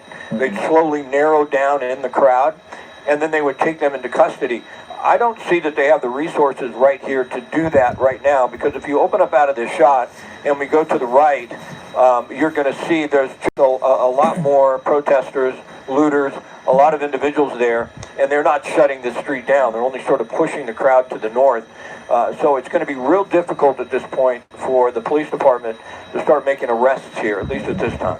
And still at this point, yeah, it looks like it's like they're trying to push them because they're giving them a place to go, giving them a place to basically escape to, right? I mean, it's not like they've got them boxed in, right? As you're reporting, they can go elsewhere, and that's what police would prefer to do. Is just get everybody out of there. They don't want to have to arrest every single person there. That's a lot of diversion of manpower. It's a lot of paper. It's a lot of resources that would be devoted just to that, which the department doesn't want to do. Now, are these? I'm looking at the uniforms here of the folks who've just shown up. Is that sheriff's deputies there? Are those highway patrol officers? Who are those folks in the khaki? I believe what you're looking at is LA County Sheriff's deputies making that line right there in the gray, and then LAPD officers behind them, if I'm not mistaken. Now, I haven't seen the presence of the National Guard. It seems like a situation. I realize, that's really a tricky thing to do, to deploy them out into the city. It seems like they'd be most effective to just shut down streets that have already been cleared by the police, so nobody comes in behind them. But I haven't seen any of that. But I believe those are LA County Sheriff's deputies and LAPD officers. I see. Okay, so it's a mutual aid situation here in the city of Santa Monica. I haven't done a search yet to find out how many officers there are in Santa Monica, but there can't be nearly enough to deal with a protest of this size and the amount of lawlessness that we have seen just this afternoon. So they are going to need help. They are going to need mutual aid. Excuse me. And so they're showing up, and now they're when what we saw last night is that when they're not involved in crowd control, then they can start doing enforcement and catching up to the people who are doing the looting. But until they can really contain and do the crowd control things that they're charged with doing right now, they can't do any of that. So we're going to continue on occasion to see those images of looting and people setting fires. That fire is still burning there in the middle of the intersection, and that is just something that we have been seeing. A couple buildings have been torched in Santa Monica. Cars. Right. Cars, and so yes, they're definitely. There's quite a few people who are absolutely not adhering to the curfew. It's almost 2 hours in effect right there. But always good to have your fire extinguisher there, and hopefully, I don't know. People of goodwill showing up to do something about it. I believe so. That don't appear to be firefighters or police officers. So there's some in the crowd that are saying, hey, let's stop this and put that out. One interesting thing, I was thinking about what would happen today compared to yesterday, and thinking about, well, Sunday might be a little calmer. Sunday is a little more of a day that isn't, people aren't out quite as late because they're going to work on Monday. But it doesn't seem that that may be the case. And one of the reasons maybe is that, that unemployment rate with the pandemic is so high. It's not at 3%. It's probably, by the time they compute it, over 10%. And that's a lot of people that, aren't having to wake up tomorrow morning and go to work. And that could make a Sunday, just as volatile as a Saturday night. Yeah. Right. All right. We're going to check in now via Skype. We have Maria Salinas, the president and CEO of the LA Chamber of Commerce. And thank you for joining us, Ms. Salinas. One of the things. Thank you for having me. One of the things that we've been talking about for the last 24 hours or so is that, we were just getting there. And now businesses are having to close. Some of them are being looted. Some of them are being damaged. And the reopening has been pushed back for a lot of folks. It's so unfortunate that we find ourselves in this situation. At the LA Area Chamber of Commerce, we've been working with businesses, many small businesses, mom and pop businesses, many of the ones that you're seeing on the scenes here in the screen, to help them not only keep their doors open, but to hang on to provide them with relief and resources that during this crisis, to make sure that they were available to open their doors. So the last couple of days, understanding that guidelines were out and that they had the ability to open their doors, and now to see this type of vandalism and violence, it's really hurtful, not only to those business owners, but to the employees that were looking forward to going back to work. And long term, it's the impact to our economy. So we're very upset to see this scene before us. It is heartbreaking to see these images and to think about livelihoods are still at stake because so many of us have not gone out to restaurants. And again, like you said, the employees need to get their paychecks back again as well. Have you been hearing from the business owners about what are we going to do? There are so many protocols put into place for them to be able to reopen. And I can't imagine this setback. This is a setback, and it's so disturbing. I've been on the phone all weekend long. We are talking to our businesses, not only our members, but our other Chamber of Commerce and business organizations that are really rolling up their sleeves and trying to make sure that we can provide some kind of support. I've been in touch with the mayor's office, been working with our elected officials, just to ensure that we can find some sort of backstop for this type of destruction that we're seeing here. Business owners are going to need help, and that's if they can remain open. Many of them who were, for example, restaurants that were hanging on with curbside service, if they're destroyed, if their property damaged, now they won't even be able to do that. And the impact is to those jobs that we really want to protect and that we need for our community, for our economy to grow. As I don't know if you have access to a television right now. I hope you're looking at what we're seeing. I can see the images. Yeah, on the right is Long Beach, looting there. On the left is Santa Monica, where there is also looting. A Vons in Santa Monica, and we don't know what the business is here in Long Beach, but we've been seeing that all afternoon. As someone who is an advocate for business owners, large and small, how does this make you feel personally to see this? Well, personally, obviously, it's very disturbing. But let me just say, first and foremost, the Los Angeles area Chamber of Commerce supports the right for peaceful protest. And this tragic death of Mr. George Floyd just shows the injustices that we face. But let's not confuse vandalism with peaceful demonstrations for systematic change. These are disturbing images. We're going to have to interrupt you there. We have a camera down there in Long Beach. We're not sure what the business is that was being looted, but the police showed up. They've got tear gas, less than lethal weapons, a bunch. You see all there was a rush of people flying out of this store, banging into the law enforcement. It really, the law enforcement, they were taken by surprise by everybody just dashing around. I didn't see one person taken into custody. No, but now at least they've got the store cleared, and they're standing guard outside there might be there's people inside still, and like they're trying to bust out through the boarded up, and those, look at those windows. They're trying to escape. They might be taking it. Look at that. Look at this. This is insane. I cannot believe what I'm looking at. I don't know if there are officers inside the store trying to apprehend people, but there are officers that stood there outside the store as people fled. These are folks trying to flee. Look at that, still grabbing it. Now 50 feet away, not even from that. This guy that just grabbed up all those clothes, there's where these officers are. They're not arresting anybody at this point. And who are these people standing in between the looters and the police? Now everyone's trying to take the plywood off. Wow. Those were I've never seen that Unbelievable before. images. Never seen that Hearing before. that noise, at first you thought it was the non-lethal bullets at first, until you could tell it's knocking. Unreal.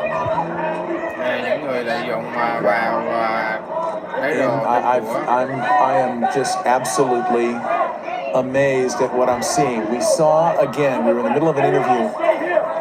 We got Santa Monica police showing up to this store that had been boarded up, but it was being looted. They walked up to the entrance. A bunch of people fled out of the store. I'm sorry, Long Beach, excuse me. This is Long Beach, where a bunch of people just fled right out of the store, right past those officers. They didn't apprehend any of them, but they did basically stop more people from coming in. They stood guard in a ring outside that entrance, but clearly there were people still inside, and those people busted through the boarded up windows and glass, climbed over it, and fled. Some of them throwing the stuff that they had stolen On the and ground and grabbing then it collecting it. and taking off. Right. We don't know what this business is. Again, we obviously. Yeah, if our cameraman can hear us, it's Urban Outfitters. Oh, wow. Urban Outfitters. Urban Outfitters got looted in the Fairfax district yesterday. So it's interesting that they seem to be going after the same sorts of stores. Well, this is the second Urban Outfitters. Right. Well, in 24 hours that I know of. It's the crime of opportunity. They're just so big. Such a big store, has so much inside. Unbelievable. Well, it continues, and at least we're seeing a police presence there, and there's an effort being made to stop the looting, if not to arrest the looters. But at least they've, if somebody was planning to loot and then set a fire, they put a stop to that. And it's just an astounding thing to watch. Oh, it was a Cavalli designer suit warehouse that the people were in here that had been boarded up. We're going to transfer now. I've got David Ono just coming in. Thank you, Mark. And Colleen, I'm joined by Veronica Miracle as we continue to make this transition, and it's an incredible site that you guys did an amazing job with, and it says so much about what these multiple communities are having to deal with in this crisis. So all day long we had been seeing looting going on in Santa Monica, and there we go. Look at this. Look at that. These They're are just live so images brazen. So from brazen. the ground. And Veronica, this is exactly what we saw happening in Santa Monica, but now it's happening in Long Beach. Right, and again, it's always this small group of people who are really ruining it for everyone else and all of the other protesters practicing civil disobedience here. I am just stunned, though, at how brazen they were on live TV. None of the cops. Well, it is interesting, though, because what we didn't see in Santa Monica was a police presence where the looting was happening. They were simply going in, taking what they want, and unmolested, unaccosted by the police. They simply ran by them and got out of the area. We didn't see a single attempt to stop them from looting in Santa Monica because, quite frankly, the police had so many things going on in that community. They had priorities, and stopping looters was not one of their priorities, quite clearly. We watched that happen for quite some time there in multiple places in Santa Monica. Now we see Long Beach, where we just saw that scene where suddenly a stack of Long Beach police officers go into a storefront, and then you see the panic from the looters. We didn't see any arrests, Veronica. No arrests. But we did at least see a police presence, and that presence alone at least forced the looters out of that store and left whatever merchandise that was left in it. I think, that was so startling to see them busting through the window and climbing over that plywood. Just remarkable sights here. We want to bring you the update on the latest that's happening in our area. So there's a delicate situation in Santa Monica where those protests continue despite a city curfew that went into effect at 4 p.m. As police try to clear the streets and prepare to make arrests, looting continues. At least one fire broke out inside a store as vandals ran out. Now, a Los Angeles County-wide curfew is now in effect at this hour, and it's going to be in place until 6 a.m. tomorrow. So if you're outside right now, you are breaking the law. In downtown LA, the National Guard has taken position at City Hall. A large group of protesters has gathered there, so far very peaceful. Protesters are also gathered in Long Beach in violation of the curfew that we were just showing you. They're blocking traffic, and there is looting now underway, as you just saw. Right, so it's an incredible scene. Leanne Suter now, she joins us from the ground in Santa Monica. Leanne has been watching a lot of back and forth between protesters and police. What's the situation like right now? David and Veronica, we've moved in past 3rd Street Promenade. I want to give you a look at some of the damage from that looting. Also, I'll give you a live look in a second of a skirmish line that is very active right now. But take a look over my shoulder here. I think you guys watched this live from the helicopter. This is the Van store at the corner of 4th and Broadway. You can see that the looters actually propped the doors open and just went in and grabbed anything that they could find. The street out here is littered with boxes of all of the shoes that were left behind by all of the looters that ran inside grabbing whatever they could. Over here you can see that there's a jewelry store. They completely smashed out the window, lifted up the metal gate that is supposed to protect that. Every one of the counters I can see inside, all of the cases shattered. If there was anything in there, it is gone. There is not much left inside there, a lot of glass. You can see where they used even bicycles, it appeared, smashing through there to try to get inside. But this is what we're talking about down the road here. This is at Broadway. This remains a very active scene right here. This is where SWAT is in a standoff right now at 5th and Broadway with the protesters on this side. So they've cleared out a large section of the inner area of Santa Monica, I would say around Broadway, Colorado, 1st, 2nd, 3rd. That has all been cleared. They kind of keep pushing them to the east here. And you can see that we are in a standoff with folks right now.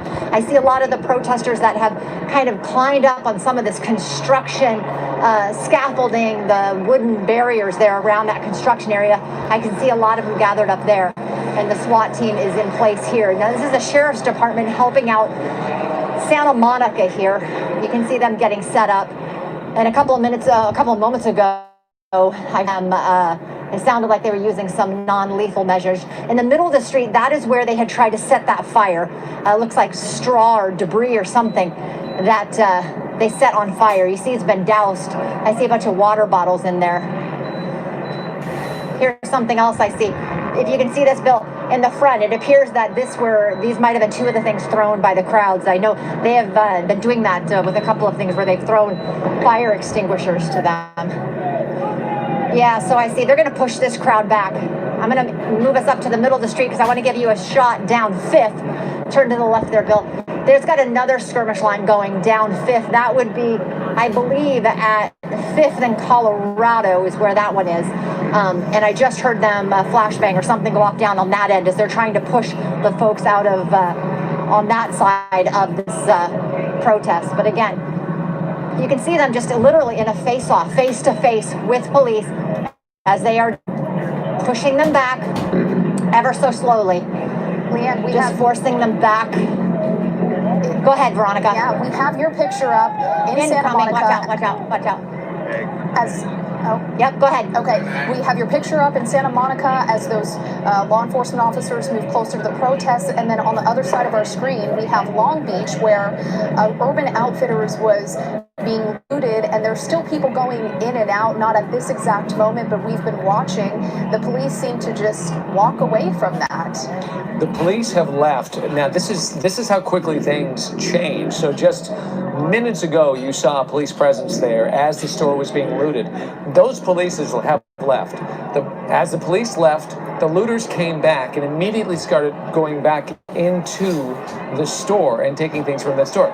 There they are on the corner, but it's been figured out that their goal is not to make any arrests right now. So what we want to show you, as Leanne continues to show you this situation on your left-hand side, we want to show you what happened 5 minutes ago in Long Beach.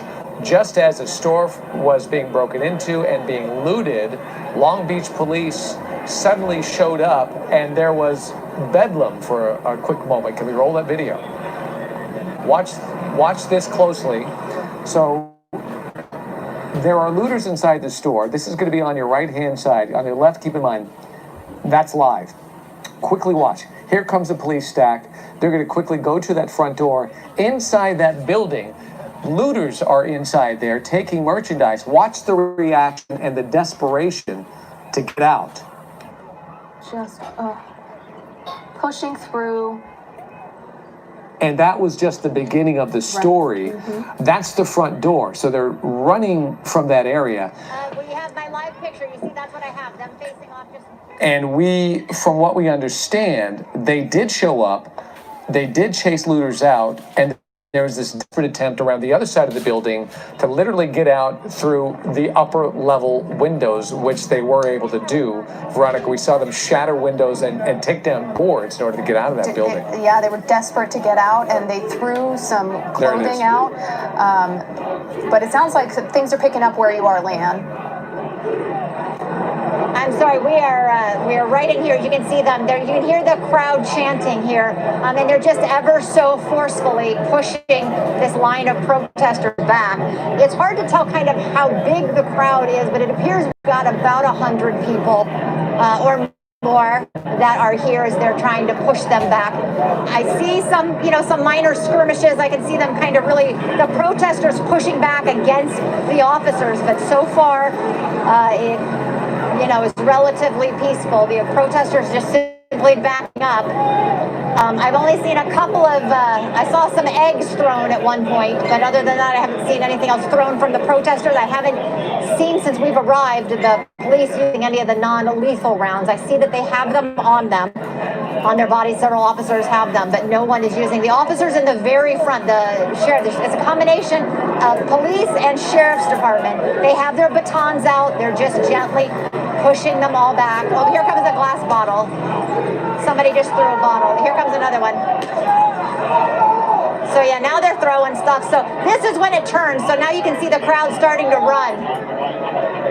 So that's the problem. When they start throwing things, that's when things really take a turn for the worse, because that's when you'll start to see police. But so far, they aren't doing any action. They aren't taking any action against these protesters. I don't know how far back they're going to push them, but again, it just appears that's the goal. Just ever so slowly pushing, inching them away from downtown Santa Monica here. But you're coming into residential areas, and you can see there are people like up on the top of these apartment buildings just watching what's happening, seeing what's going to happen next. But I haven't seen, again, any major problems here. You can see most of the protesters have their hands up as they are backing away from the officers as they ever so slowly push them back. But I just don't know how far this will continue, or what point they will stop, or if the crowd will disperse, or this is going to be a standoff that's going to continue for some time.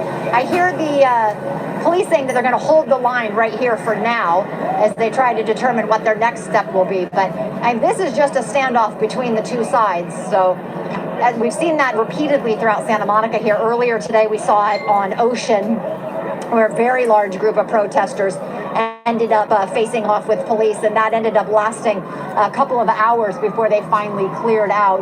I can see SWAT vehicles moving in behind us, but I don't know if that means they're going to take any action coming in or not. But bringing in some more, here we go, some more reinforcements. So again, it's when the bottles and the rocks start being thrown, that's when things turn. So I see more sheriff's deputies coming in right now.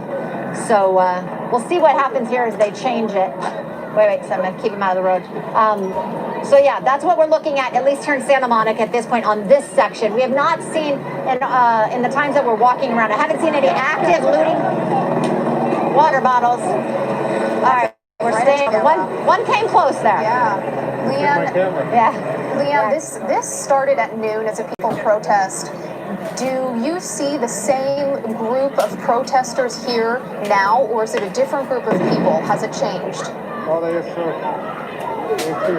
It's hard to tell if this is the same group. It's hard for me to say if these are the same faces I saw. I don't see any of the ones that we saw in the front of the line that really were making their presence known down at Ocean. But I'm going to guess it's a large, I would guess it's some of the same. Here come some of the motor officers coming in right now.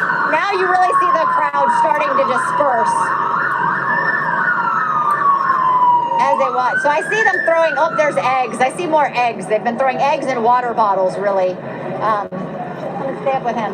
And so, yeah, I can't say this is the same, but I will tell you that the entire time we were down on Ocean, we saw a steady stream of folks walking into Santa Monica. We saw cars coming in off of every roadway we could see. And in fact, right now, we had to make a quick stop at our truck to get a new battery to keep our camera going. And when we stopped there, there was maybe 20 people that walked by us that were headed into Santa Monica because they wanted to come join these protests.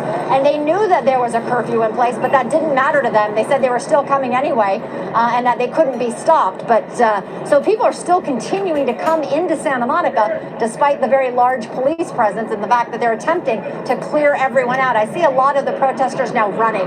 So that's one thing we have noticed in following along with this, is that they end up, something will happen in the crowd, then the crowd will run to another location to try to cause any kind of disturbance or see if there are cops on that, wherever they're headed. So they really kind of keep shifting this from location to location all throughout the city. So it's making it really hard for authorities to keep up and try to keep track of all of these protesters as they move from location to location. Leanne, did you say you have a battery issue? Do you need to reload your battery? If so, we can redirect right now because we have a couple of things going on.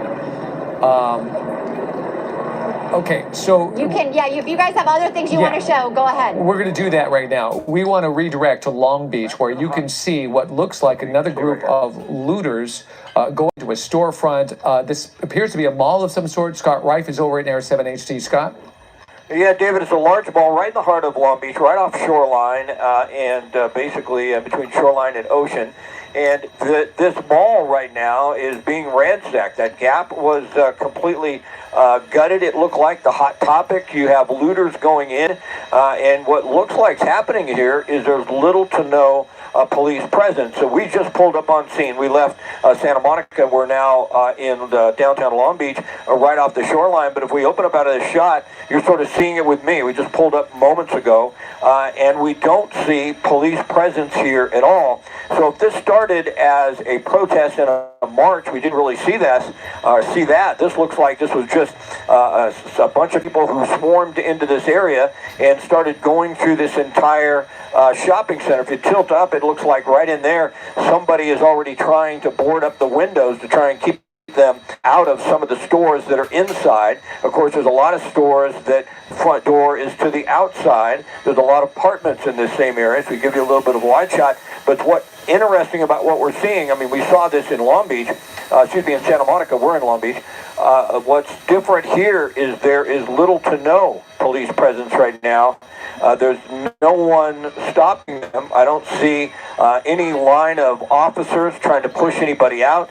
And right now, I think these stores in this area are just basically at the mercy of these looters. There's a cop car there, and it looks like maybe even an armored vehicle moving in. So there we start to see the police coming into the shopping center. But right now, a lot of looting going on here in Long Beach, similar to what we saw in Santa Monica, what we saw just moments ago when we were overhead.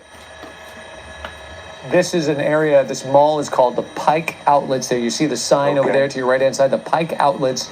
So there's a number of fairly large stores that are in that area. And if these looters have been there for quite a while, then they've had access to a lot of merchandise right now because you can see this is a sizable facility.